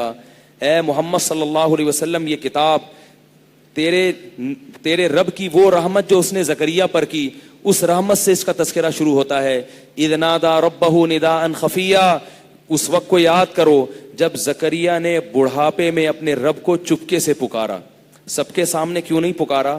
اس لیے کہ اس قسم کی دعا مانگ رہے تھے کہ سب کے سامنے مانگتے تو لوگ مذاق اڑاتے, اس لیے چپکے سے جا کے اللہ کو پکار رہے ہیں کہ ربی انی وہن العظم منی, اے اللہ میری ہڈیاں بوسیدہ ہو چکی ہیں, واشتعل الرأس شیبا, میرے سر کے بال دھک سفید ہو چکے ہیں, وامرأتی عاقر, میری بیوی بانجھ بھی ہے اور بوڑھی بھی ہو گئی ہے, ولم اکم بدعائک ربی شقیا, لیکن تیری رحمت سے مایوس نہیں ہوں, مجھے حبلی من لدنک ولیا, اس عمر میں ایک بیٹا دے دے, ایک بیٹا دے دے. کیوں؟ پیغمبروں کی اولادوں میں ہوں, میرے بیٹا نہیں ہوا تو میرا سلسلہ یہیں رک جائے گا, میری اولاد میں کوئی پیغمبر نہیں ہوگا, کوئی میرا والی وارث نہیں ہوگا, ایک بیٹا دے دے مجھے, یرثنی ویرث من آل یعقوب, یعقوب علیہ السلام کی اولاد کا وارث بنا دے اس کو اور میرا وارث بنا دے. اللہ فرماتے ہیں کہ ہم نے زکریا کو کیا کہا, ادھر محراب میں دعا مانگ رہے ہیں, یا زکریا انا نبشرک بغلام اسمہ یحییٰ, اے زکریا ہم تجھے خوشخبری دیتے ہیں ایک لڑکے کی جس کا نام یحییٰ ہوگا, لم نجعل لہ من قبل سمیہ, اور اس سے پہلے اس نام کا کوئی دنیا میں نہیں گزرا. بیٹا بھی دیں گے اور اس کا نام بھی ہم نے تجویز کر دیا. اب زکریا علیہ السلام کی اندر کی کیفیات اور اللہ سے ہم کلام, کیف قال ربی انا یکون لی ولد انا یکون لی غلام, اے اللہ میرے کیسے بیٹا پیدا ہو جائے گا. ابھی دعا مانگ رہے ہیں, جب بشارت ملی تو کہہ رہے ہیں میں تو بوڑھا, میری بیوی بھی بوڑھی, میرے سر کے بال بھی سفید, میرے کیسے بیٹا پیدا ہو جائے گا, میری بیوی تو بانجھ ہو چکی ہے. قال کذالک قال ربک, اللہ نے فرمایا کہ اسی طرح تیرے رب نے کہہ دیا ہے, ہوا علی ہین, میرے لیے یہ کام بہت آسان ہے, وقد خلقتک من قبل, اے زکریا میں نے تجھے بھی تو پیدا کیا تھا, ولم تک شیئا, تو تو منی کا ایک پانی کا ایک قطرہ تھا, اس پانی کے قطرے پہ میں نے آنکھ ناک دل دماغ جگر بنا کے تجھے پیدا کر کے پیغمبر بنا دیا, تو بڑھاپے میں تجھے اولاد نہیں دے سکتا میں.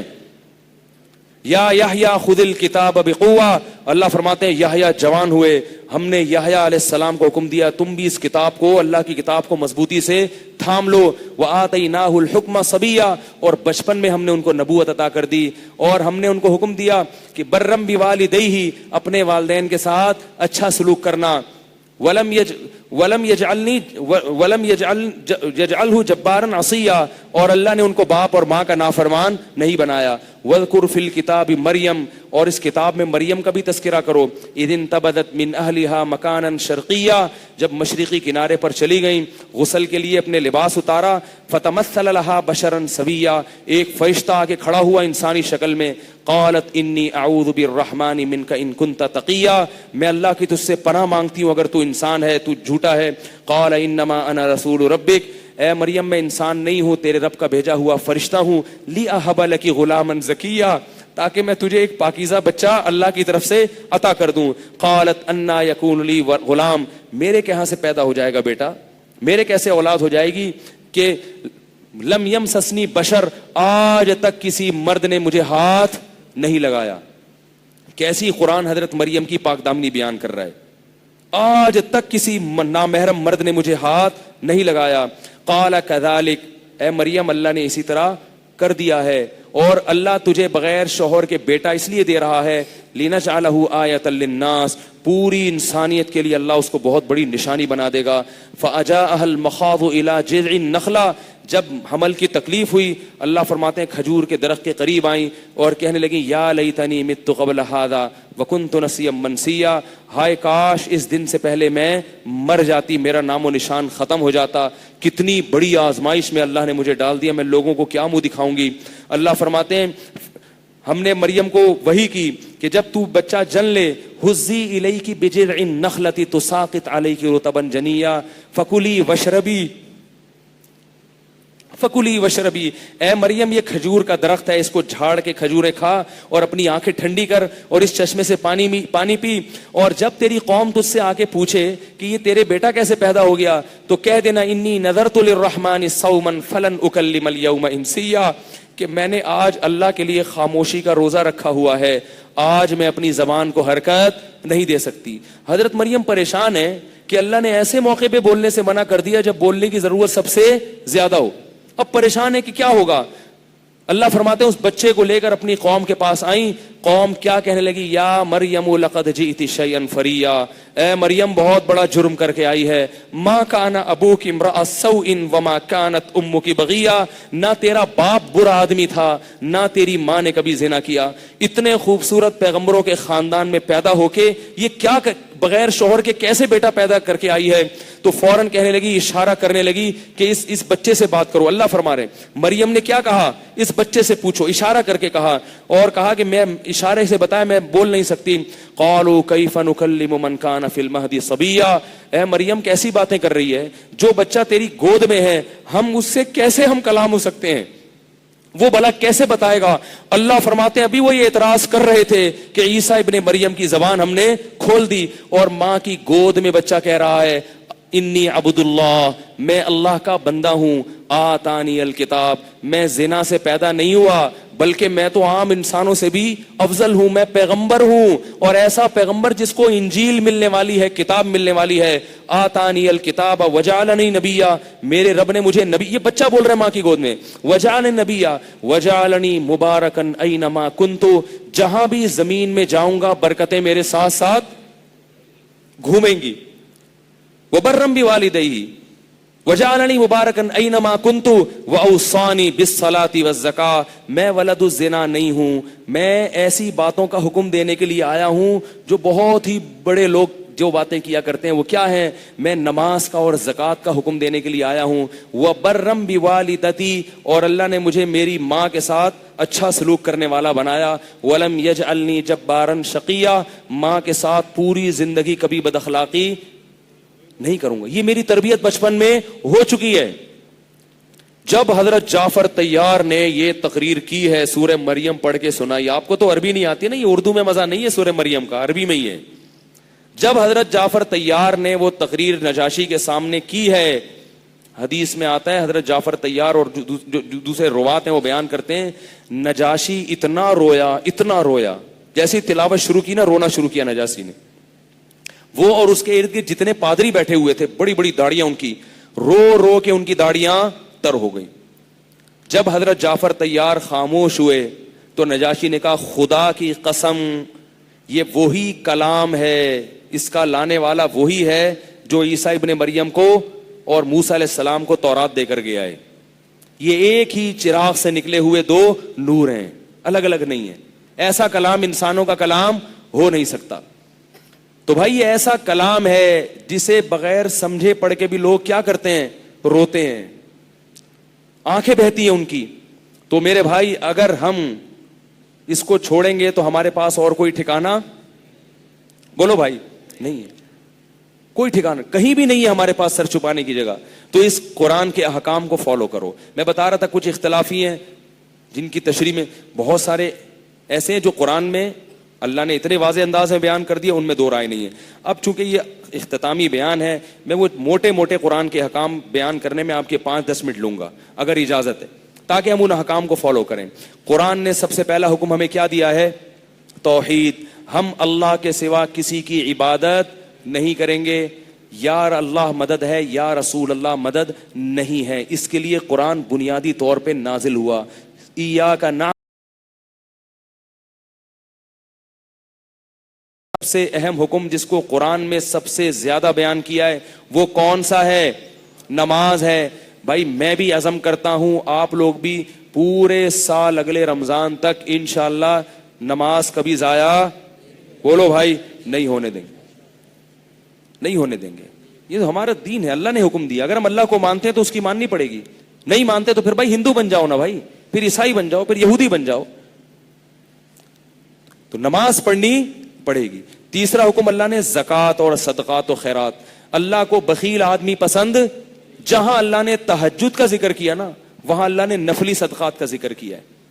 تہجد فرض نہیں ہے نا، تو نفلی صدقہ بھی فرض نہیں ہے. لیکن اللہ نے فرمایا جو جنتی لوگ ہیں وہ تہجد ہی پڑھتے ہیں اور دن میں اللہ کی راہ میں خرچ بھی کرتے ہیں. پتہ چلتا ہے کہ اللہ کو کنجوس آدمی پسند نہیں ہے. تو خرچ کرنے والے بنو.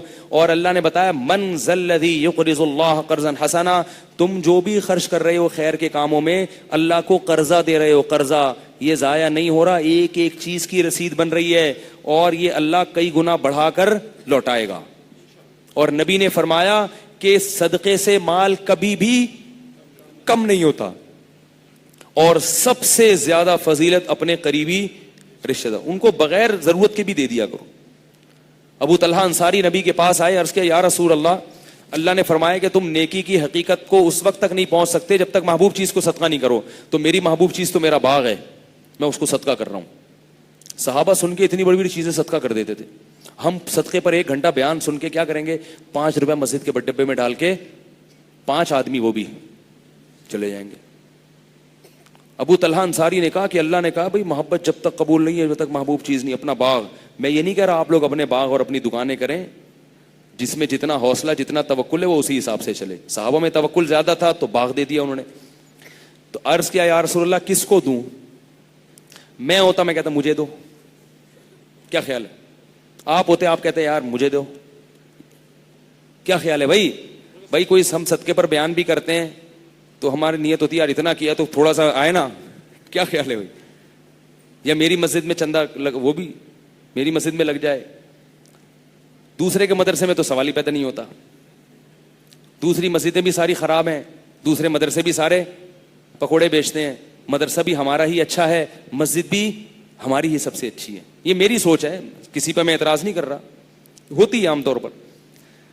تو ہم ہوتے ابو طلحہ انصاری آتے اور کہتے کہ میرا باغ ہے میں کس کو گفٹ کروں, میں کہتا یار بہت برے حالات چل رہے ہیں یار, آج بہت برے حالات چل رہے ہیں. بہت اچھا ہوا, ایسا لگتا ہے کہ اللہ کی طرف سے کوئی الہام ہوا ہے تمہیں کہ انہی سے جا کے پوچھو. نبی سے زیادہ مسکین اور غریب, نبی کی 9 بیویاں تھیں اور گھر میں کھانے کو چولہا نہیں جلتا تھا, اتنی بڑی پیشکش تھی. نبی کہتے تھے مجھے دے دو, نبی کے کہنے پہ ہی تو لا رہے ہیں. نبی نے فرمایا اپنے چچا زاد بھائیوں کو دے دو. کس کو دے دو؟ پوری پراپرٹی کس کو؟ چچا کے بیٹے کو دے دو. اس میں بتا دیا کہ رشتہ داری جوڑنے کے لیے خرچ کرنا پڑتا ہے. آج رشتہ داری جوڑنے کے لیے لفافے تو چلتے ہیں, جیب سے روکڑا نہیں نکلتا بلکہ کھا رہے ہیں اسے گھسیٹ گھسیٹ کے. رشتہ داروں کبھی وراثت نہیں دے رہے اور خون چوس رہے ہیں. خرچ کرنے والے بنو, کھلانے والے بنو. اللہ کو دینے والا ہاتھ لینے والے ہاتھ سے پسند. یہ قرآن کی تعلیم ہے. الحمد سے لے کے والناس تک سینکڑوں مرتبہ اگر نماز کا ذکر ہے تو سینکڑوں مرتبہ خرچ کرنے کا ذکر ہے, سینکڑوں مرتبہ خرچ کرنے کا ذکر ہے. کنجوس آدمی اللہ کو پسند نہیں ہے. سانپ بن کے نہ بیٹھ جاؤ دولت پہ, اس کو آگے بھیجو, اللہ کے یہاں بھیجو. اللہ نے کیا فرمایا؟ فَأَمَّا مَنْ أَعْطَى وَاتَّقَى, جس نے دیا اور اللہ سے ڈرا, فَسَوْفَ نُيَسِّرُهُ لِلْيُسْرَى, اس کے لیے جنت کے راستے کو آسان. إِنَّمَا نُطْعِمُكُمْ لِوَجْهِ اللَّهِ لَا نُرِيدُ مِنْكُمْ جَزَاءً وَلَا شُكُورًا. اللہ فرماتے ہیں نیک لوگ غریبوں کو کھلاتے ہیں اور کھلاتے ہوئے کہہ رہے ہوتے ہیں شکریہ نہیں ادا کرنا, شکریہ نہیں ادا کرنا, تھینک یو نہ کہنا, کچھ بھی نہ کہنا, کیونکہ ہم تمہیں خوش کرنے کے لیے کھلا ہی نہیں رہے, ہم تو اس خدا کو خوش کرنے کے لیے کھلا رہے ہیں. پھر وہ غریب پوچھتے ہیں کہ اس کو کیوں خوش کرنا چاہتے ہو؟ انا نخاف من ربنا یوما عبوسا قمطریرا. پھر وہ اللہ فرماتے ہیں یہ دل کی آواز ہوتی ہے, کہتے ہیں ہم تمہیں اس لیے کھلاتے ہیں کہ آج ہم نے تمہاری ضرورت کو پورا نہیں کیا, کل میدان حشر آنے والا ہے اور اس کی سختی آنے والی ہے. ہم تمہیں تمہارے واسطہ دے کے اللہ سے کیا کریں گے؟ اس سختی کو دور کروائیں گے کہ اللہ دنیا میں ہم نے تیری مخلوق کی مصیبت دور کی, آج تو اس مصیبت کو ہم سے دور کر دے. اس دن کا ڈر ہے جس وجہ سے ہم تمہیں کھلا رہے ہیں, لہذا ہمیں تم سے شکریہ بولو بھائی نہیں چاہیے. اور آج کیا ہوتا ہے, ایک پنکھا لگا دیا, اس پہ اسٹیکر لگواتے ہیں کہ یہ ستار بھائی نے لگوایا ہے اور اس میں غفار بھائی کا بھی تعاون رہا ہے, کیونکہ غفار کا نام نہیں بولے گا اس میں 5 روپے تو میں نے بھی دیے تھے. پھر اس میں پورا شجر نسب کس کے اصالے ثواب کے لیے, وہ قبر میں جو محمد شاہ کے قبرستان میں جو 5ویں نمبر پہ قبر ہے نا دادا کی, ان کے لیے. بھائی دل میں نیت کر لو, اللہ دلوں کے حالات کو جانتا ہے, اس کو خود بخود وہاں پہنچا دے گا, بتانے کی ضرورت نہیں ہے کس کے حساب ہے. دل میں نیت کر لی والدین کے لیے کافی ہے. تو 2 کام آ گئے, جلدی جلدی 2-4 اور بتا دوں. دوسرا, اللہ نے قرآن میں فرمایا تعالوا آؤ میں تمہیں بتاتا ہوں کیا چیزیں حرام ہیں. اللہ نے خود بتایا جن چیزوں کو ہم پسند نہیں کرتے, اس میں شرک ہے اور نماز ہے, صدقات و خیرات ہیں, اور اللہ کے حقوق کے بعد سب سے بڑا حق کس کا ہے؟ والدین کا، اس میں تو کچھ ہے ہی نہیں. والدین کا اتنا حق اللہ نے بیان کیا، اتنا حق بیان کیا. عیسیٰ ابن مریم پیدا ہوتے ہوئے کہہ رہے ہیں کہ مجھے اللہ نے حکم دیا کہ میں اپنی ماں سے اچھا سلوک کروں. حضرت یحییٰ پیدائش کے بعد کہہ رہے ہیں کہ مجھے اللہ نے حکم دیا اپنے باپ اور ماں سے اچھا سلوک کروں. اس لیے حکیم الامہ مولانا اشرف علی تھانوی رحمۃ اللہ علیہ لکھتے ہیں کہ اللہ نے جس اہتمام سے والدین کے ساتھ حسن سلوک کا حکم دیا، کسی شیخ، کسی پیر و مرشد، کسی استاذ کے ساتھ اتنا اہتمام اللہ نے بیان نہیں کیا.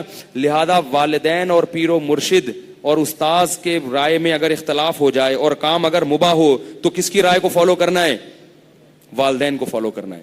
بعض لوگ مبالغہ کرتے ہیں، اپنے شیخ کے تو جوتے اٹھا رہے ہیں، ابا کے جوتے لگا رہے ہیں.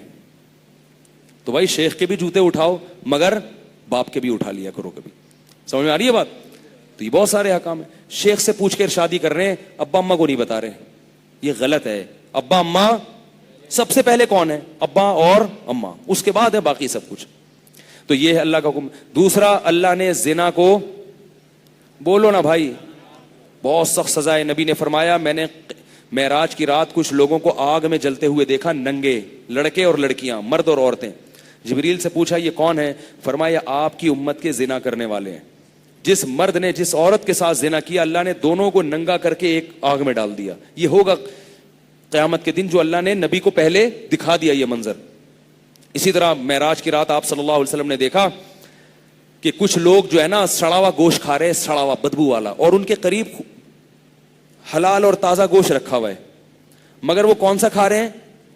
گوشت جب سڑتا ہے کتنی بدبو ہوتی ہے اس میں. ایک ادھر تازہ حلال گوشت ہے اور وہ کیا کر رہے ہیں؟ سڑا ہوا گندا. تو آپ نے جبریل سے پوچھا یہ کون لوگ ہیں؟ انہوں نے فرمایا یہ وہ ہیں جو حلال بیویوں کو چھوڑ کر زنا کیا کرتے تھے، حرام عورتوں کے پاس جاتے تھے. گھر میں بیویاں بیٹھی ہیں، ان کے پاس ان کو دینے کے لیے ٹائم نہیں ہے، اور طوائف خانوں میں منہ کالا کر رہے ہیں. بہت عورتوں کی، خواتین کی شکایت آتی ہے، بہت شکایتیں آتی ہیں آج کل. اللہ بچائے سب کو اس عذاب سے.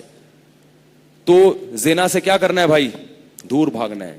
اگر زنا میں کوئی خوبی ہوتی تو اللہ پیغمبروں کو اس برائی سے اتنی یعنی اللہ ان کو ایسی حفاظت نہ کرتے. اللہ کو یہ عمل بہت ہی گندا لگتا ہے، تبھی اللہ نے حضرت یوسف کو بچایا اس سے.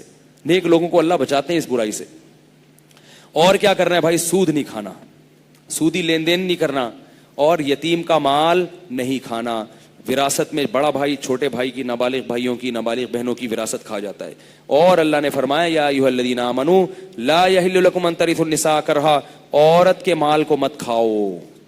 جہیز کے نام پہ طلاق دیتے ہیں، پھر عورت کا جہیز بھی ہڑپ کر لیتے ہیں، بہن کی وراثت ہڑپ کر لیتے ہیں، مہر کھا جاتے ہیں، اور جھگڑے ہوتے ہیں اس پہ. اللہ نے قرآن میں عورت کے مال سے بچنے کا الگ سے، بولو نا بھائی کیا ہو گیا یار؟ جتنا آپ لوگ نہیں تھکے جتنا میں تھکا ہوا ہوں. اللہ نے الگ سے حکم دیا ہے اس، کیونکہ وہ کمزور ہوتی ہے، اس کو بیوقوف بنانا بہت آسان. کتنے میاں ایسے ہیں جنہوں نے اپنی بیویوں سے انویسٹمنٹ کے نام پہ لاکھوں روپے کھا گئے. لے بیوی کو کہا تمہارے پاس اتنا تمہیں وراثت ملی ہے نا، 1 کروڑ کا پلاٹ ہے، مجھے دے دو نا، میں انویسٹ کروں گا، آدھا تمہارا آدھا میرا. وہ بیچاری بھولی بھالی دے دی، اس کے بعد پی گئے. اس کو کون دے گا آدھا؟ پھر جب وہ مانگتی ہے کہ میرا آدھا پروفٹ، کہہ رہے ہیں تو یہ گھر کون چلا رہا ہے؟ تمہارا باپ چلاتا ہے. یہ ہے بھائی، بچوں کی فیسیں کون بھرتا ہے؟ تمہارا باپ بھرتا ہے بھائی. تو بھائی یہ پہلے بتا دیتے کہ میں تم سے 1 کروڑ کا پلاٹ لے رہا ہوں، لیکن یہ سب گھر کے خرچے چونکہ تمہارا باپ پورے نہیں کر رہا، میں کر رہا ہوں، لہذا وہ 1 کروڑ واپس ملنے والے نہیں ہیں، تو دیتی ہی نہیں. کسی بھی لحاظ سے دھوکہ دے کے کسی کا مال کھانا غلط ہے. اس کو دینا پڑے گا، آپ کو دینا پڑے گا اس کا حصہ، چاہے بیوی ہو چاہے بہن ہو کوئی بھی ہو. تو کسی کا مال ناحق، بولو بھائی، نہیں کھانا. اور اللہ نے فرمایا یغضوا من ابصارہم، نظروں کی حفاظت کرنی. جو جا رہی ہے محلے میں، ٹی وی میں، جہاں بھی، آنکھیں پھاڑ پھاڑ کے دیکھنا سمجھتے ہیں فرض ہے. ایک نوجوان نے کہا یار اگر نہیں دیکھو نا حسرت سی رہ جاتی ہے، پتہ نہیں کہ یار پتہ نہیں کس قسم کا پیس گزرا تھا. میں نے کہا بھائی دیکھنے سے حسرت زیادہ ہوتی ہے نہ دیکھنے سے، کیونکہ اگر وہ پیس ایسے ہی تھا ٹھیک ہے اچھا لگا، پھر بار بار کیا ہے یار، بار بار دل چاہے گا دیکھنے کا. تو یہ ٹھڑک کبھی بھی پوری نہیں ہوتی. جو اپنی نظر کو جھکا لیتے ہیں عافیت اور سکون کی زندگی گزار لیتے ہیں. کیا خیال ہے بھائی؟ تو کوشش کرو. بد نظری اگر کبھی کبھار ہو جائے صغیرہ گناہ ہے، بار بار ہوتی رہے تو کبیرہ گناہ ہے. اور یہ کبھی کبھار ہو جائے فقہی لحاظ سے تو صغیرہ ہے، مگر کبھی کبھار ہوتی نہیں ہے. جو کبھی کبھار ہوتی ہے نا جن کو، انہی کو بار بار ہوتی ہے. مشاہدہ ہے، کچھ چیزیں کتابوں میں نہیں ہوتی، مشاہدے سے سمجھ میں آتی ہیں. تو اپنی نظر کی حفاظت کر لو بھائی، اللہ نے کہا ہے. کیا خیال ہے بھائی؟ اور دو تین باتیں موٹی موٹی. اور قطع رحمی مت کرو. جہاں بھی قرآن میں اہل جنت کی بات آتی ہے تقریباً ہر جگہ اللہ نے کہا رشتہ داری جوڑتے. اگر رشتہ داروں میں کوئی خونی رشتوں میں ناراض ہو گیا ہے، غلطی اس کی بھی ہو، تو اپنے اوپر ڈال کے اس سے معافی مانگ لو. نبی نے فرمایا رشتہ داری جوڑنے والا وہ ہے کہ جو تمہیں سے توڑے تو تم اس سے جڑو. ہاں کوئی ایسا رشتہ دار ہے جس کو منا کے آپ دوستی کر لیتے ہیں، پھر بھی وہ آپ کی ٹانگیں کھینچتا رہتا ہے، اور پھر اس سے قریب تعلق رکھنے میں محبت بڑھنے کے بجائے کم ہو رہی ہے، تو پھر اس سے واجبی تعلق رکھا جا سکتا ہے. جیسے نندوں اور بھابھیوں میں ہوتا ہے نا، جٹھانی. خاتون نے کیا کیا؟ اپنی جٹھانی کو گلے لگایا میرا بیان سن کے. جٹھانی کو کیا کیا؟ یہاں کوئی خاتون تراوی میں آتی ہوں اور میرا بیان سن، اب جا کے اپنی جٹھانی کو بھی میرا رشتہ ہے تم سے، سسرالی رشتہ ہے، بہت عزت احترام کا شریعت نے ہمیں حکم دیا ہے، آج سے تم میری بہن اور میں تمہاری بہن. وہ ملی، اس نے کہا بہن نہیں، یہ تو تمہارا، شروع میں تو ایسی باتیں ہوتی ہیں، یہ تو تمہارا ظرف ہے، میں کہاں اس قابل، آنا تو مجھے چاہیے تھا. شروع میں تو ڈرامے بازی یہ چلتی ہے، آنا تو کس کو چاہیے تھا؟ مجھے چاہیے، لیکن تمہارا ظرف ہے. ہو گئی بات. اس کے بعد وہ جٹھانی صاحب اپنے شوہر کے ڈرامے کر رہی ہے. کیا کر رہی ہے؟ ڈرامے کر، شو مار رہی ہے. بعض لوگوں کو نا ہضم ہی نہیں ہوتی محبت. کیا کر رہی ہے؟ شو مار رہی ہے. اتنی ہی اچھی ہے تو یہ کیوں نہیں کر لیا، پیسے کیوں نہیں دے دیے مجھے، ہے بھائی یہ کیوں نہیں کر لیا، وہ کیوں. اب آپ جتنا مرضی اس کو کوشش کر رہے ہیں، وہ ہر بات کا کیا لے کے جا رہے ہیں؟ نیگیٹو. تو پھر ایسے موقع پہ ہم خود ہی کہتے ہیں بھائی قطع تعلق تو نہ کرو، لیکن اتنا کلوز ہونے کی کوشش نہ کرو. کسی شاعر نے کہا ہے دور رہنا ہے ضروری پاس آنے کے لیے. بعض دفعہ دل کو قریب کرنے کے لیے دور رہنا پڑتا. انگریزوں میں مجھے کسی نے بتایا کہ وہاں میاں بیوی میں جب زیادہ پھڈے ہو رہے ہو نا، تو وہاں عدالت ایک قانون یہ بناتی ہے، طلاق سے بچنے کے لیے انہوں نے قانون بنایا ہے کہ میاں بیوی یہ لکھ کے دے دیتے کہ ہم دونوں ساتھ نہیں رہ سکتے. تو عدالت کہتی ہے طلاق نہ لو، تم اس کمرے میں رہو اور میاں اس کمرے میں رہے. ٹھیک ہے نا؟ بچے درمیان میں دونوں سے ملتے رہیں. ٹھیک ہے نا؟ میاں ادھر منہ کر کے سوتا ہے اس کمرے میں اور بیوی ادھر منہ کر کے. تاکہ وہ کیوں بنایا کہ بھائی یہ ایک ہی کمرے میں آئیں گے تو کیا ہوگا، پھر وہ باتیں شروع ہو جائیں گے، تم نے یوں نہیں کیا، تم نے یوں نہیں کیا. تو بعض دفعہ میاں بیوی میں ایسا ہو جاتا ہے، بعض دفعہ بھائی بہنوں میں ایسا ہو جاتا ہے. اگر خدا نہ خواستہ کہیں ایسا ہو رہا ہے کہ قریب آ کے معاملہ بننے کے بجائے تو تھوڑا سا دور ہو جاؤ، لیکن پھر قطع صلہ رحمی کسی اور طریقے سے کرو. رشتہ داری تو جوڑنی ہے، اس میں تو دو باتیں ہیں نہیں. وہ پھر حدیث میں بتایا کہ سلام سے رشتہ داری جوڑو. صرف کبھی کبھار فون کر کے السلام علیکم بھائی کیا حال ہے یار، خیریت سے ہیں آپ؟ ہاں خیریت، آج کیسے یار، بس سوچ رہا تھا بہت دن ہو گئی بات نہیں ہوئی، بس میں نے کہا ذرا سلام دعا ہو جائے. بچے ٹھیک ہیں، گھر میں خیریت ہے الحمدللہ. اب آپ کو پتہ ہے زیادہ لمبی بات ہوئی نا تو پھر پڑھنا شروع. تو بس اس کو نمٹاؤ، او بھائی خیریت، اور سب ٹھیک ٹھاک ماشاءاللہ، اچھا ذرا جانا تھا نماز کھڑی. فون ہی ایسے ٹائم پہ کرو جب جماعت کھڑی ہونے والی ہو. آئی بات سامنے؟ ورنہ وہ ایسے بھی ہوتا ہے بعض دفعہ، یہ سب حقیقت. تو فون پہ ہی پڑھنا شروع، پھر بات سے بات نکلی، پھر غیبتیں، پھر بہتان تراشیاں، پھر تو نے یہ، ابے میں نے تجھے فون کیا تھا، میں ایسے تھوڑی کیا، ابے تو ہوتا کون ہے، ابے آج رہا ہے تیرا سر پھاڑوں گا. یہ شروع فون پہ حقیقت ہوتا ہے. تو ایسے موقع پہ کیا ہے بھائی، تو بھائی یہ سوچ کے کہ رشتہ داری ہے تو سلام دعا کی حد تک، کبھی کبھار کوئی ہدیہ بھیج دیا، گفٹ بھیج دیا، تو یہ سب چل سکتا ہے، سب کچھ ہو سکتا ہے بڑے آرام سے، زیادہ ٹینشن نہیں لیں. اور ایک اور آخری بات کہ کیا کرنا ہے، کہ یہ رشتہ داری جوڑنے کا اللہ نے ہمیں حکم دیا. اور ایک بہت اہم حکم ہے بھائی، جن لوگوں پہ حج فرض ہے وہ سب سے پہلے کیا کریں گے؟ حج کریں گے. بہت سے لوگوں پہ حج فرض ہوتا ہے، اس کو ڈیلے کرتے رہتے ہیں. نبی نے کیا فرمایا، روایت میں آتا ہے کہ جو حج کے بغیر مر جائے نا، حج فرض تھا تو وہ یہودی ہو کے مرے، نصرانی ہو کے مرے، مجھے اس کی کوئی پرواہ نہیں. اور اللہ نے فرمایا کہ جو استغنا برتے گا، اس کے پاس مالی وسعت ہوئی اور میرے گھر کی زیارت کے لیے نہیں آیا، تو اللہ اس سے غنی ہے، اللہ کو اس کی پرواہ نہیں ہے. اللہ کو اپنا گھر ایسا ہی لگتا ہے جیسے آپ کسی گاؤں سے گھر پہنچیں اور آپ کے ابا کا گھر ہو کوئی. ٹھیک ہے نا؟ آپ جب امریکہ سے آئے اور ہوتے ہوتے اپنے گاؤں میں پہنچے تو ابا اماں کے گھر سب سے پہلے جاؤ گے نا. آپ ابا اماں کے نہیں گئے، چاچے کے جا رہے ہو، ماموں کے جا رہے ہو، دوست کے جا رہے ہو، اور ابا اماں کے گھر آئے بغیر واپس امریکہ چلے گئے. اور ان کو فون پہ کہہ رہے ہیں ایکچولی ٹائم نہیں ملا تھا, میں آیا تھا, ڈیڈی پاپا میں آیا تھا. وہ باپ کو کتنا غصہ آئے گا, تو میرے گھر نہیں آیا یار. تو اس سے زیادہ غضب کس کو آتا ہے؟ اللہ کو. پوری دنیا میں ہر جگہ چلے گئے, امریکہ جانے کا بھی شوق ہے, برطانیہ جانے کا بھی شوق ہے, سوئٹزرلینڈ کا ویزا بھی چاہتے ہو, اور جناب ایبٹ آباد گھومنے کا بھی شوق, اور جناب مری گھومنے کا بھی شوق, ہر جگہ تمہیں جانے کا شوق ہے. جس خدا نے بنایا اس کا کتنا بڑا احسان ہے, اس نے اپنا گھر بھی بنا دیا کہ تاکہ مجھ سے عشق کرنے والے اپنی محبت کی پیاس کو اس طرح سے بجھا سکیں. ورنہ اللہ اپنا گھر زمین پہ نہ بناتا تو ہم کس کے گھر کی دیواروں کو جا کے چومتے, کس کے غلاف کو پکڑتے, کس کے دروازے پہ ناک رگڑتے. اللہ نے اپنے عاشقین کے لیے اپنا ایک 4 دیواری کا سادہ سا گھر بنا دیا اور کہا کہ اس کے سامنے ناک رگڑو, اس کا غلاف پکڑ کے دعا مانگو. ملتزم کہہ دیا یہ اللہ کا دروازہ ہے, تو یہ ملتزم کیا ہے؟ اللہ کی چوکھٹ ہے. جیسے سیٹھ صاحب کی چوکھٹ پہ جا کے بھیک مانگتے ہو نا دروازے پہ, کسی سے قرضہ لینا ہوتا ہے تو فون کر کے تھوڑی کہتے ہو. بھیکاری کو دیکھا کبھی کہ وہ فون پہ کہہ رہا ہو یار اتنے روپے چاہیے؟ بھیکاری آپ کے گھر کا دروازہ کھٹکھٹائے گا اور پھر بڑی لجاجت سے جھکے گا, اپنی حاجت بیان کرے گا. تو اللہ نے کہا مجھ سے مانگنا کیا ہے, کس طرح سے مانگنا ہے, میرے گھر آؤ اور ملتزم پہ اپنا رخسار رکھ کے اور اس کے غلاف کو پکڑ کے مجھ سے بھیک مانگو. تو جس کے دل میں اللہ کی ذرا سی بھی محبت ہوگی اسے بیت اللہ کی زیارت سے کبھی بھی عار محسوس نہیں ہوگی. وہ لاکھوں روپے خرچ کر کے جائے گا, وہ کہے گا مرنے سے پہلے اگر میں نے خدا کے گھر کی دیواروں کو نہیں چوما اور خدا کے گھر سے لپٹ کے نہیں رویا تو میں نے دنیا میں کچھ بھی حاصل نہیں کیا. اور اللہ کو بڑا غضب آتا ہے. اس لیے اللہ فرمایا کہ جس میں استطاعت تھی اور نہیں آیا تو یاد رکھو اللہ کو تمہاری ضرورت نہیں ہے.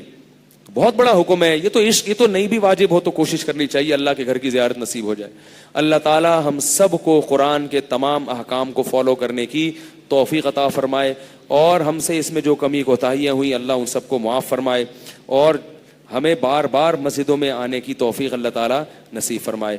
سبحانک اللہم و بحمدک نشہد ان لا الہ الا انت نستغفرک و نتوب الیک.